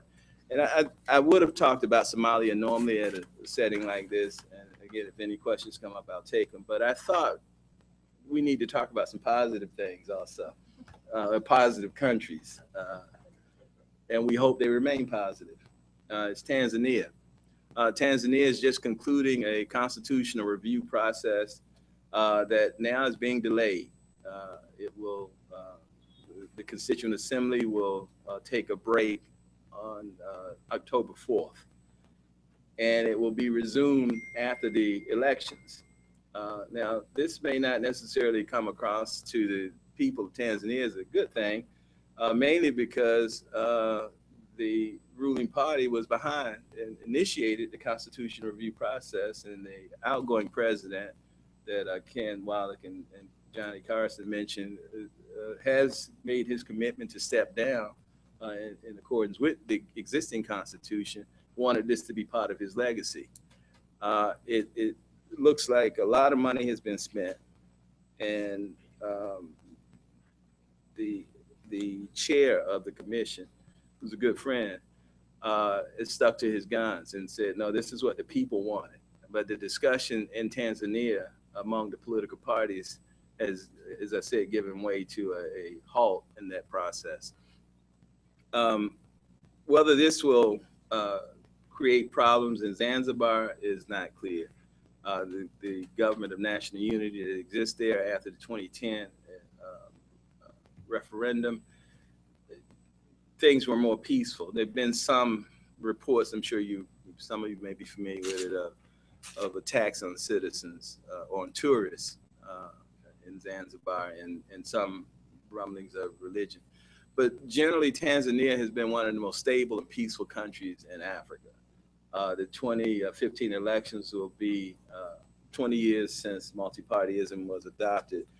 And whether this coalition that came together to oppose the ruling party for the Constitution, the review process holds together, it could make for some of the most competitive elections in the past 20 years. I will stop there and just conclude by saying once again that elections and politics are processes. They're not single events. And we should always keep in mind the context as we talk about and try to examine these things. Great. Thanks very much. And the kind of East Africa and your remit kind of goes to the point of how incredibly diverse these trends are and the local contexts are. We're last going to turn to Richard Klein, who is, I've heard him described as a real election wonk. He spoke at CSIS last week and really introduced something that NDI has been working with the Transitional Monitoring Group in Nigeria on, which is a really useful database and website that maps out some of the voting patterns, observation patterns in the 2011 elections in Nigeria. I'd really encourage you to go see that. Not only for the wealth of information on Nigeria, but for the kind of model I think that can really inform, or maybe you're going to introduce that today, but inform kind of how we engage in these countries going forward and what's possible in terms of civic engagement and analysis. So why don't you talk, we'll try to keep it fairly brief so we can get to the Q&A, but you've done a lot on citizen engagement and, you know, we hear varying, you know, eagerness to participate on the one hand, but a lot of frustration and almost sometimes complacency in the process and what it might bring. So maybe you can speak to that, Richard. Thanks. Thank you, Jennifer. I have the unenvious position of going after 4 speakers who all know considerably more about Africa than I do. I also have, we are running behind. Jennifer's already shown me the time card. And so I will do what I can. And those of you who were here, who were with us at CSIS, know I enjoy the sound of my own voice. And so I can tend to go on. I will try to be brief. I am, almost all of the points that I wanted to make have been already made by the other speakers, which makes my job a little bit easier. I am very happy, and I want to note that we're taking the same view as the Cup of African Nations football tournament and are viewing Africa in a Pan-Africanist way and looking at the entire continent rather than, as often a case, balkanizing it and cutting it apart. And I think that's important. At the same time, Africa, as everyone in this room knows, is an enormous continent with considerable differences across just the part that we call sub-Saharan Africa, let alone taking into account North Africa and the Maghreb. I do want to highlight on citizen observation and the role of citizens in the election process, but let me make 2 points before that. We're talking about critical elections, and I wanted to take somewhat of a cross-cutting view and a little bit of a longer view, as I think Ambassador Carson did, as well as the other speakers, and think about where we've come since the fall of the Berlin Wall, since we have seen the reemergence of multi-party politics in sub-Saharan and now in North Africa. Right. One thing is certainly the emergence of norms, African norms around elections, that in the 1980s, early 1990s, no one would have taken it for granted that countries have to have elections. Why? They're expensive. We already know the outcome of the elections. So why should we bother to have elections? There have, of course, for a long time been norms around elections, the Universal Declaration of Human Rights, right? But now there are, in fact, African norms, African standards, right? People made reference to the African Charter on Democracy, Elections, and Governance as an important document. There are other sub-regional documents that people can point to. And these documents, right, provide an important touchstone that civic activists, civic organizations, but also the international community can make, right, can point to when discussing the issue of elections in sub-Saharan Africa. Of course, those norms are imperfect. I am still reminded of O'Donnell and Schmitter. We have an academic on the panel, so I have to make at least one citation, right? Tentative conclusions about uncertain democracies, and that's what we're still looking at, uncertain democracies. Countries that have moved from one form of governance, but it is not yet clear what this other form of governance is going to be, right? One of the challenges that we have is that, right, those norms have neither within the countries or at the regional level been fully adopted, right? And so the African Union, ECOWAS, SADC, and other bodies are imperfectly, holding countries to those norms, right? That is a very difficult challenge. That is not just an African challenge. It was very difficult for the OAS to hold states in the Western Hemisphere to account. And that is still an imperfect process. At the same time, when we look within countries, I think we need to remember the African context, right? The stakes of elections in Africa, and I agree with Ambassador Carson, the presidential elections are the most important elections in these countries, but the stakes for those elections are incredibly high and very different than in other contexts, right? Mitt Romney is doing just fine not being president. Bill Clinton is doing just fine not being president, right? All of the Bushes are doing just fine not being president, right? That is not the case necessarily in African countries, that the stakes are incredibly high, not just for the individual, not just for their immediate family, not just for their extended family, right?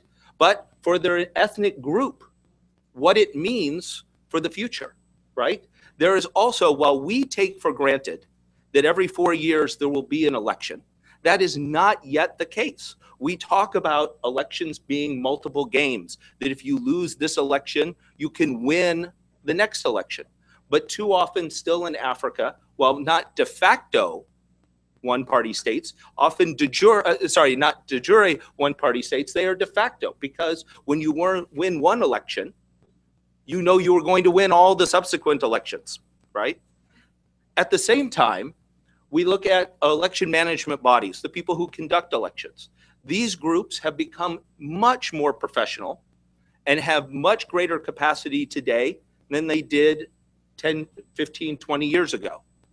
That, right, again, everything is football. I'll use that analogy again, right? That, right, when you do something only once, chances are you're not going to do that very well, right? Over and over again across Africa, election commissions have had more and more opportunities to practice, right, conducting elections, right? And so just like with football, right, for election commissions, the more they do it, the better they get. It is also true that the international community, I think of IFAS, I think of UNDP and others, have spent tremendous efforts assisting election commissions in their professionalization and enhancing their capacity to conduct credible elections. At the same time, elections are clearly not perfect. We have heard that, right, from some of the questions, right? One important step that needs to be done, Keith accurately and did a very good job and stole some of my thunder. I crossed out some of my notes, so you don't have to listen to me quite so long. This issue about transparency and accountability.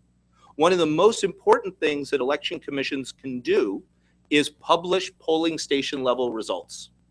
South Africa does that, but too few countries across sub-Saharan Africa make available to people polling station level results. Nothing would do more to increase transparency and accountability on election day. At the same time, and here Ambassador Carson stole a lot of my thunder, has been the rise of citizen observers and giving people confidence in the process and the accuracy of the results on election day by using advanced statistical concepts and using information technologies, using cell phones, using the internet. Citizen observers across sub-Saharan Africa, across Africa, not just sub-Saharan Africa, across Africa, right, are able to independently verify the accuracy of the official results. 3 of the 4 countries in the Q&A that Ambassador Carson referenced, Zambia, Ghana, and Senegal, are all countries where citizen observers conducted a parallel vote tabulation to be able to independently verify the accuracy of the results. All of those enhance transparency of the process, accountability of the election officials, and in the inclusiveness of the process. And critically, gave people independent information based on evidence, not hearsay, not rumors, but actual evidence about what was transpiring. In fact, the 4th example that Ambassador Carson referenced, Cote d'Ivoire, there was no PVT conducted. And while the Security Council may have known the true results, the vast majority of people did not know the true results. and in the Ivorian elections, of independent verification of the results could have played an important role. While there has been all of this progress around election day in terms of administration by EMBs and about citizen observation, right? As has been said, I think my colleague Keith made this point very well. Elections are not just election day. Democracy is not elections, but neither is just that day. They are a process, right? And because people don't like to lose, right? That just because there is greater scrutiny on election day doesn't mean that elections will be without their problems. And what we are seeing is more and more across Africa, problems related not to election day, but the pre-election process. In particular, right, the registration of voters and the creation of voters lists, right? Election commissions are trying to address this by the adoption of biometric voter registration. But the challenge here, and something everyone in this room should be thinking about, is that when we put new procedures in place, those may give us greater confidence that people who are not supposed to participate in the process don't, but they also make it more difficult for people who should participate in the process are unable to.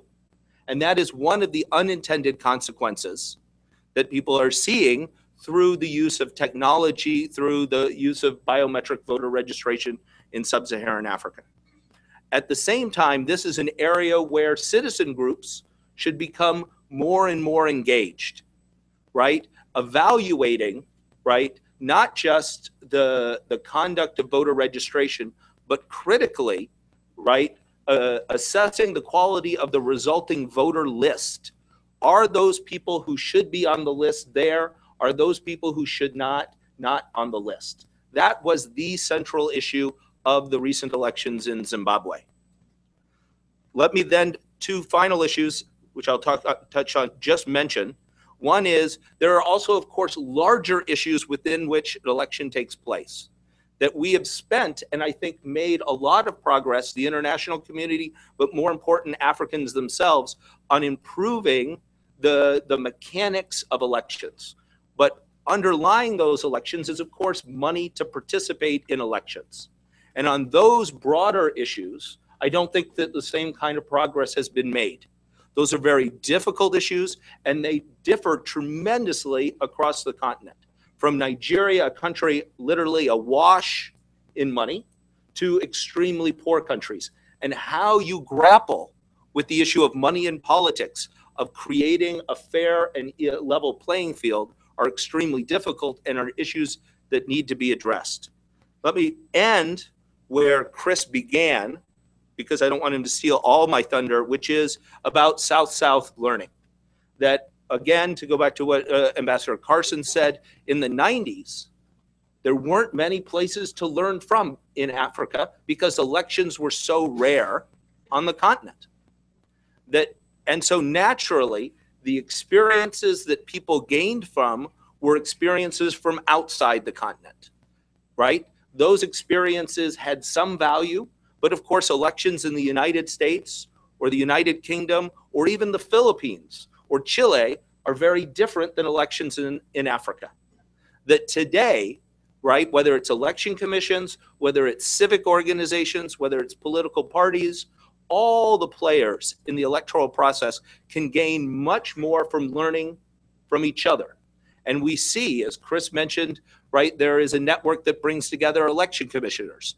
There's also GenDem, and which is a global network of citizen observers. There are also now citizen networks of observers across all of Africa sharing experiences, more and more South-South learning. To be honest, in many ways, the issues that Jeff discussed, while very different from sub-Saharan Africa, also ring to many of the challenges of the 1980s and 1990s in sub-Saharan Africa. And you are seeing, right, ways that, in fact, North Africa is learning from the experiences of sub-Saharan Africa. Observers from Tunisia went to Ghana to see how the Ghanaians observed elections. Because as absurd as this would sound to an African as 20 years ago, the Ghanaians have a lot more experience with elections, right, than the Tunisians have. right? That, again, to pick on Tunis again, right? They are using a very sophisticated information system that involves texting in citizen observer reports for that election. That system was built by a Nigerian, not an American, not a Tunisian, but a Nigerian, right? Because they have more and more experience. So this growth of South-South sharing across the continent has become something that's very important, and I think will continue to be important going forward. So I've tried to be as brief as I could. Thank you very much. Excellent.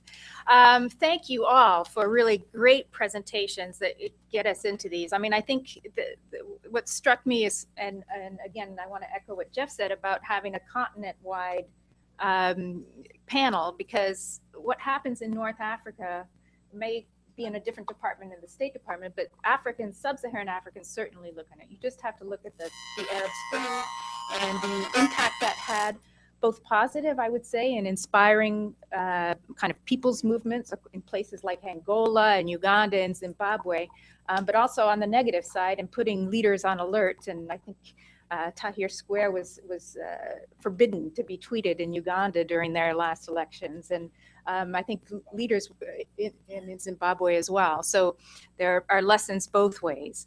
The idea of transnational networks of observers, of civil society, of electoral commissioners, of reformers, whether government to government, you know, how do you build that critical mass of kind of reform-minded leadership and amplify their voice? And I think more and more US efforts, you know, our lectures may hold less weight, but how do we amplify the voices of those in Africa who do make that case?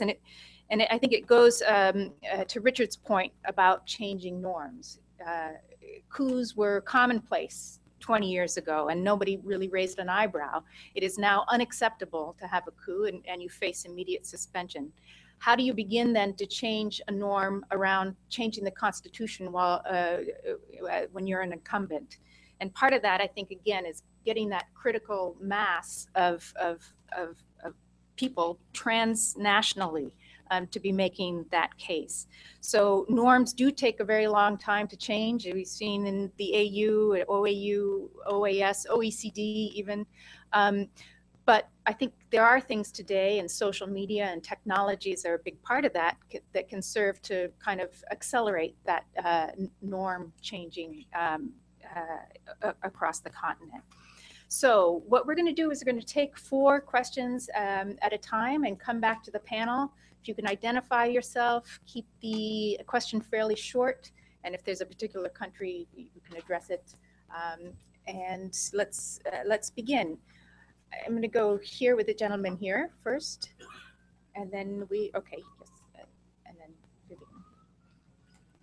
Yes, the mic's coming. Oh, thank you. My name is Luca Puanga. I'm a professor at Regis University in Colorado, as well as the host of the Energy Africa Conference. My question is directed towards Chris. I think you expressed concerns about the Burkina Faso elections and the lessons from the Kenyan elections where they recalibrated and ended up doing a much better job the second time around. Could you tell me what your particular concerns are and how some of those concerns may be addressed from the lessons that were learned from the Kenyan experience? Great. Yes. Thank you, Jeff. My name is Sandra Pepper. I've just arrived to start working with NDI. One of the, I make no apology for putting this issue on the agenda, but I do apologize for yet another NDI voice. You've heard a lot from us already today. But I think one of the changing norms around elections and politics in Africa, of course, is the march of women as citizens, as candidates, and in government. Even as heads of government, not always fulfilling our expectations, perhaps unrealistic ones, of positive political change in those leadership positions. But women's participation is a bellwether. I challenge any of you to look at any election site and not see that the first picture will be one of women participating in elections. So there is, you know, there's a presence there, but there's also an reported, under-resourced, and under-researched issue around violence against women in elections and politics. And I think with the slew of elections that are happening in Africa, this is a moment where we internally and internationally collectively need to do more on this. And I hope that with colleagues here and across the world, we will develop better research, better evidence, and better reporting as necessary on this issue going forward. Thank you. Vivian?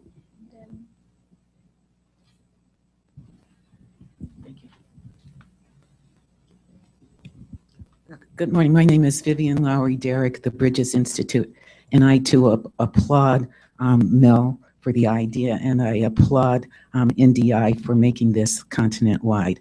My question has to do with political parties, since they are the absolute center of organizing elections.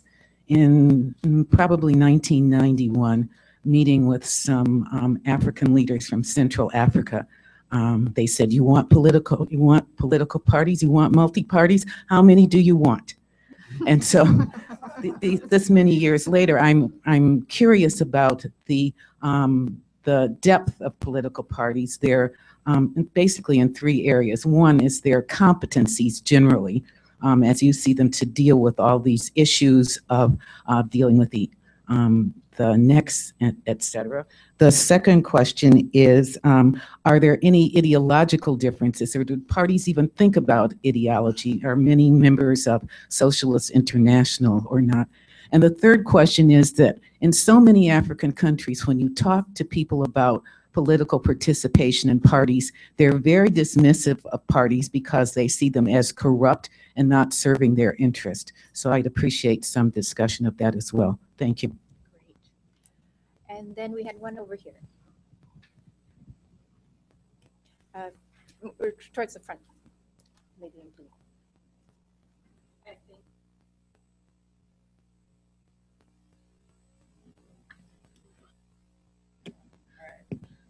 Having technical difficulties. I'm Kathleen Schmerman from the International Republican Institute. I want to thank the entire panel. This was a really great session. My question is actually for Dr. Jennings. You didn't speak about the upcoming elections in Uganda, and I just wanted to kind of get your thoughts on the 2016 elections. And then this would apply to Uganda, of course, but probably a lot of countries on the continent of as you all noted, these African countries do have more and more experience with elections. One of the negative consequences of that in many places is that citizens are becoming, fatigued when they don't see change quick enough, or as one of you noted, when one party wins, then it's very likely that they'll continue to win in each subsequent election. So if you could kind of speak to that issue as well. Great. Why don't we start with kind of the country-specific ones?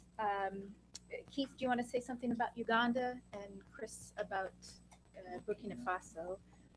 Sure. Uganda, the elections are supposed to, well, they will take place in 2016. President Museveni, who would be in office for 30 years by the time of the election, in the past, his chief complaint of the problem in Africa was that leaders stayed too long. But he had let rumors float that he was not standing. And so you saw within Parliament, the Speaker and the Prime Minister and others beginning to put themselves forth as potential candidates.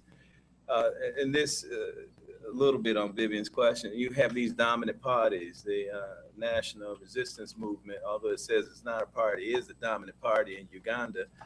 And whoever is going to provide leadership in Uganda in the immediate will come from that party.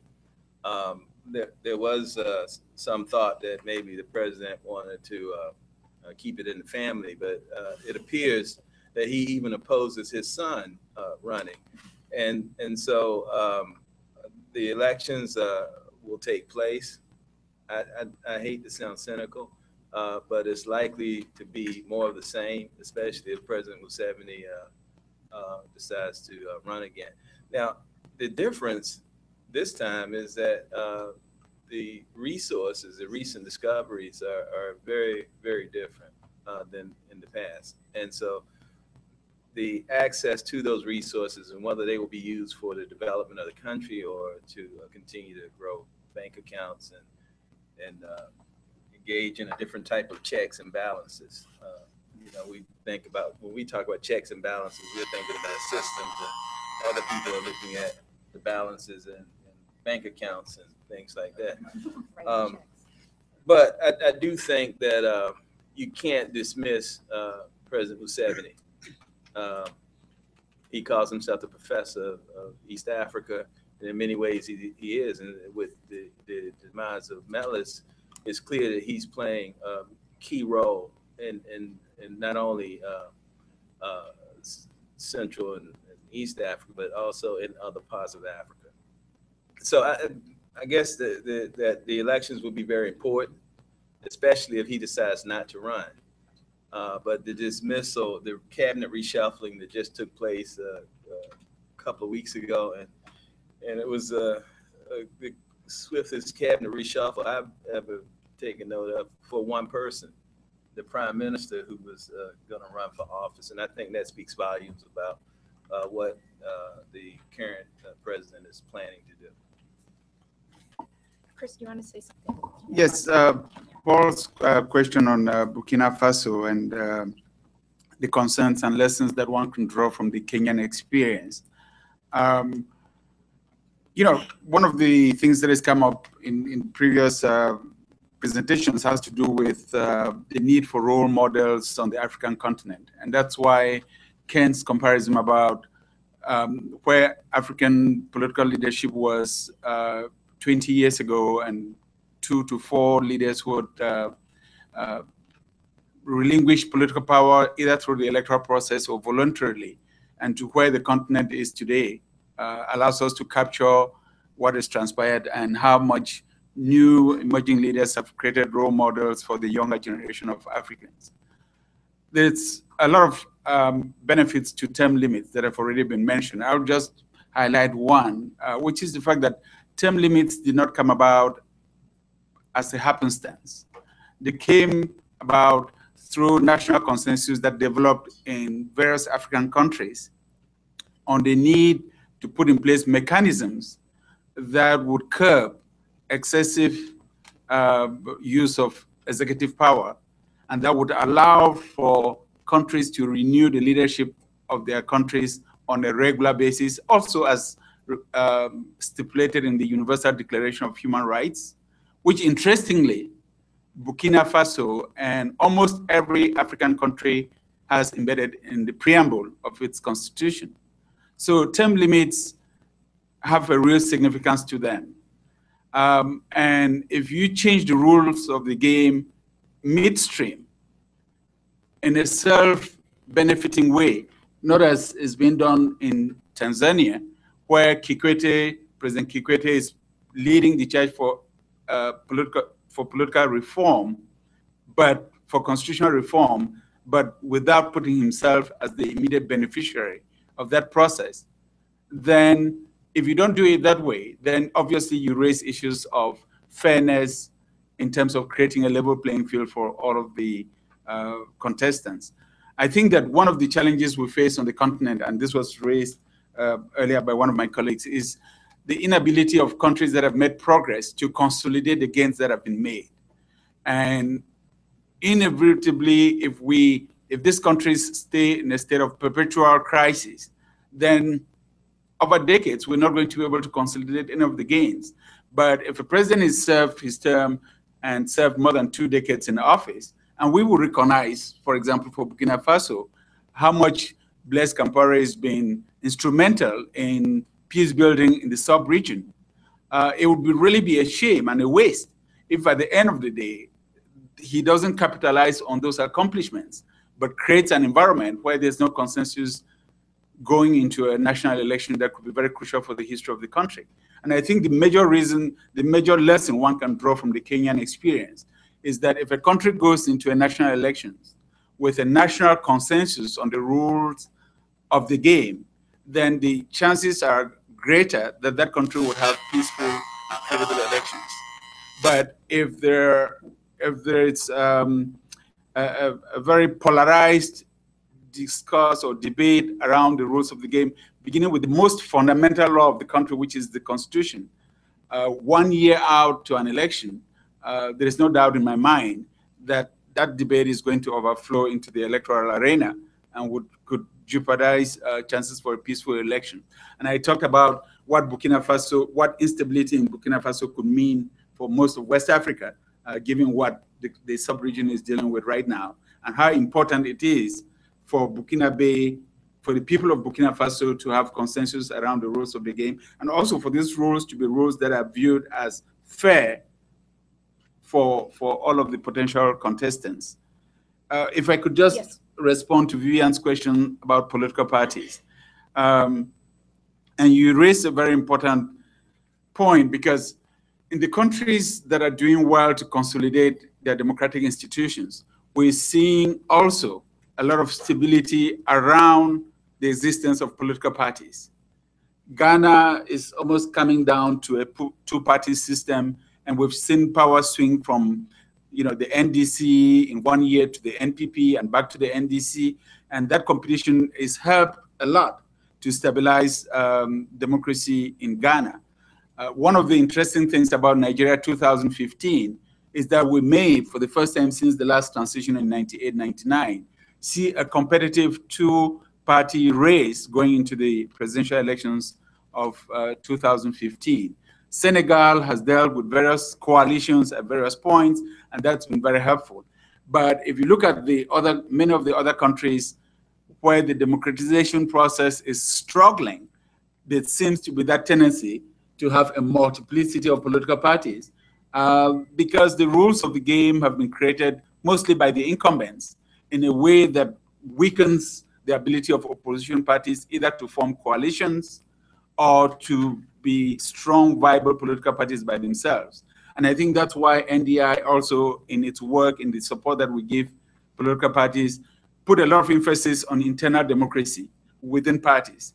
Because if it's a process, if the process of candidate selection, for example, within political parties is inclusive of women and other minorities, if that process is also viewed as transparent, then it enhances the possibilities that whoever emerges from that process, if they win a national election, is going to govern in a way that's credible and transparent too. But the issue of political parties is something that's out there, and sometimes when you have those conversations again, now they'll probably tell you, but we are a democracy. Are you asking us to legislate how many parties we should have, like the military tried to do in Nigeria at one time under Babangida? Or are we not a free society to allow anybody to be able to form their own associations? I think that's one area where we all need to continue to work, and also send a message to partners as well that, yes, it's great to work with civil society because they write good proposals and they write good reports, and you can have a dialogue with them. It's good to strengthen parliaments because obviously they're part of the governing institutions, but we also have to look out for political parties because they're the mechanism of choice through which a lot of these leaders emerge. And if you provide assistance just to civil society or to legislative bodies, and you cut out the political parties, then you're cutting the incubator in a way for political leadership in a country. And then it's but obvious that that can only lead to very poor political leaders emerging. Thanks, Chris. Keith, do you want to say something as well on parties? But we'll turn to Keith. I'll be very quick. I just wanted to say that on the ideological differences, there are some, and Chris mentioned one. The NDC is a social democratic oriented party, and NPP you would see as in the classical terminology, liberal party. But that extends in different ways in different sub-regions within the continent. And in Southern Africa, it's an additional phenomena of liberation parties that are still in power and will probably continue to win maybe for another round of elections. And that may be the ANC or Frelimo or MPLA in Angola.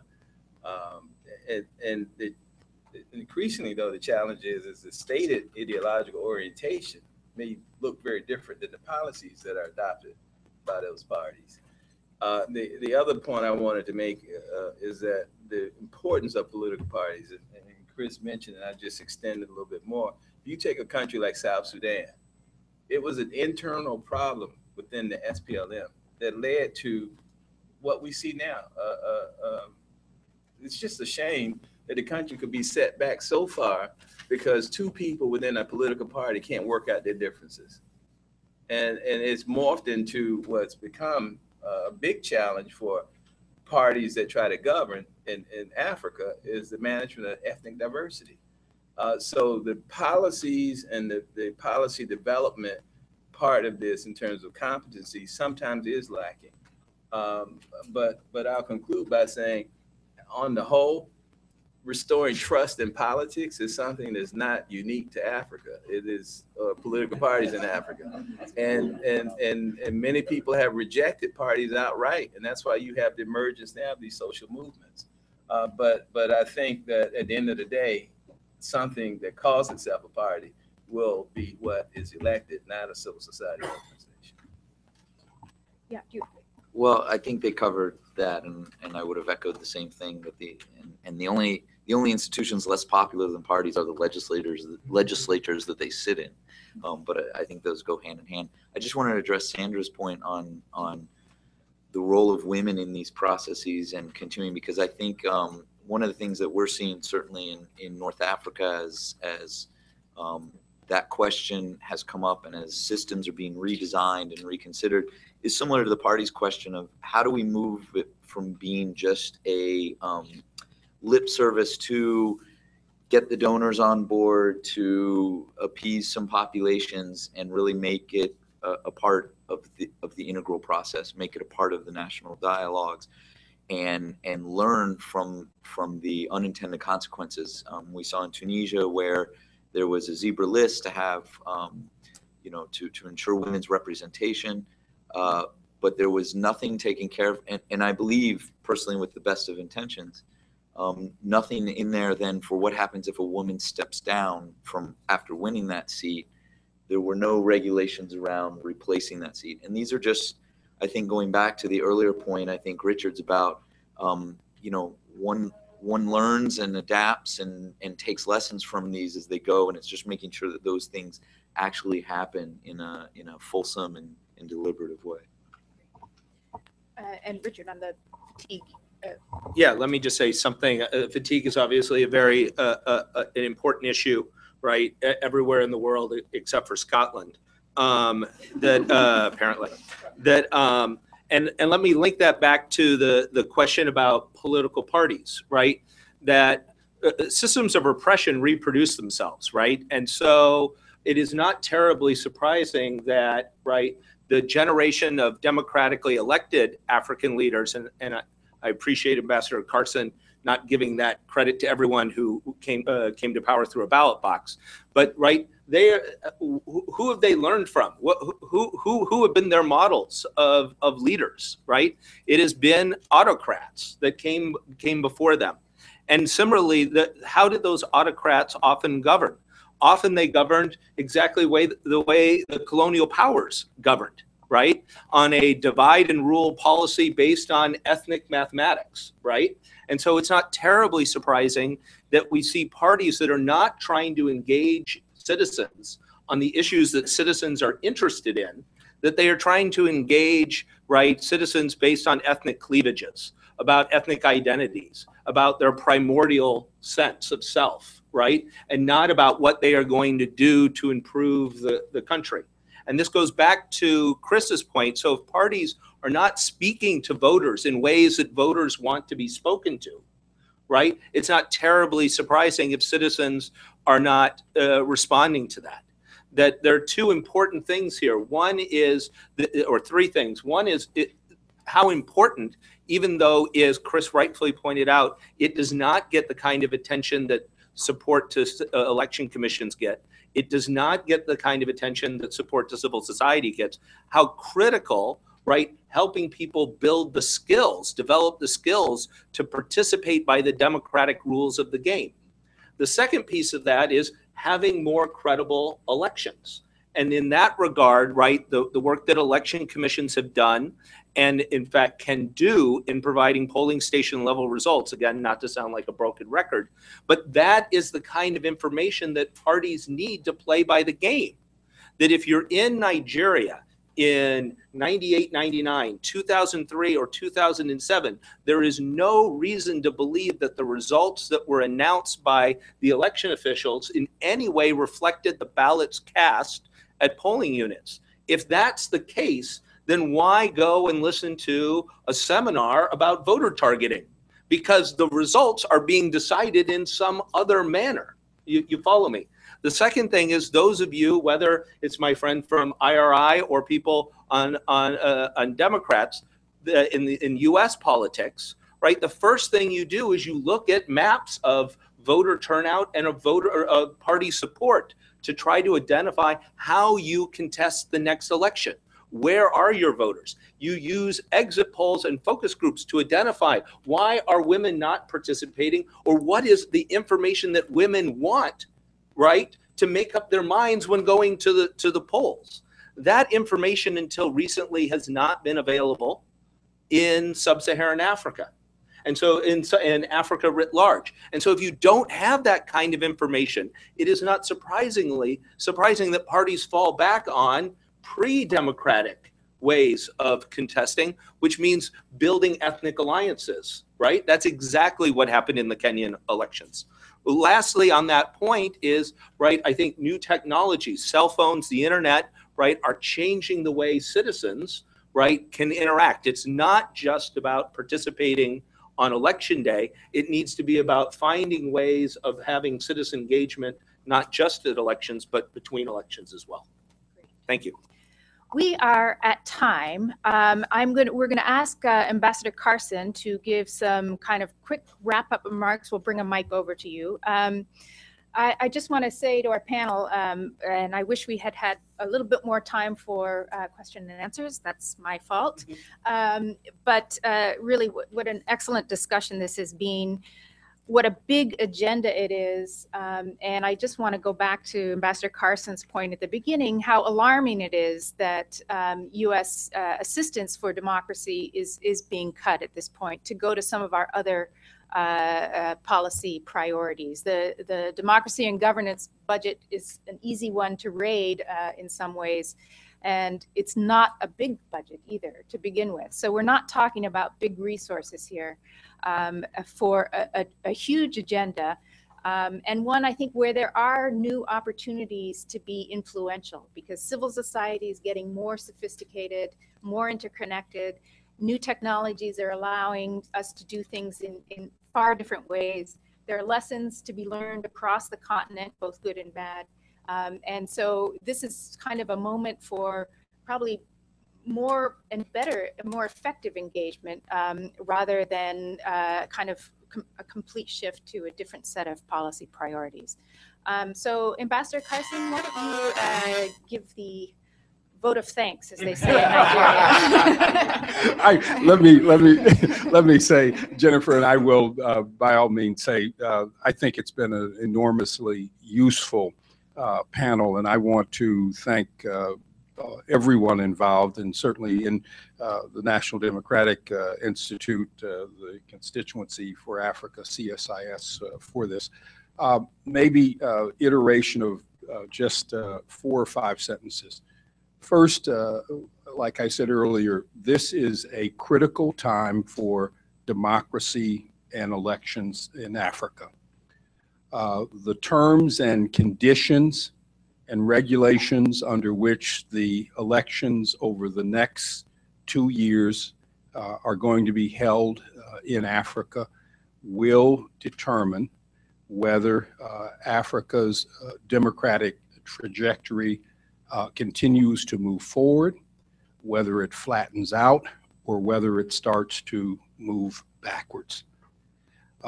Third, the administration has clearly said over the last 6 years that strengthening democratic institutions, improving the rule of law, and promoting good governance are its #1 priority across the continent. It really is important that if it is a priority, that it is a set of principles that we should stand up for and speak out about.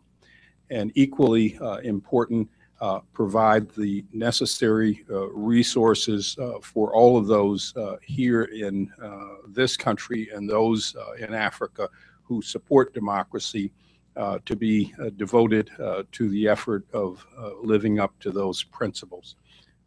I think this has been a wonderful discussion, and I hope that everyone in the audience has benefited as much as I have in listening to our 4 experts really get into the issues. So thank you very much.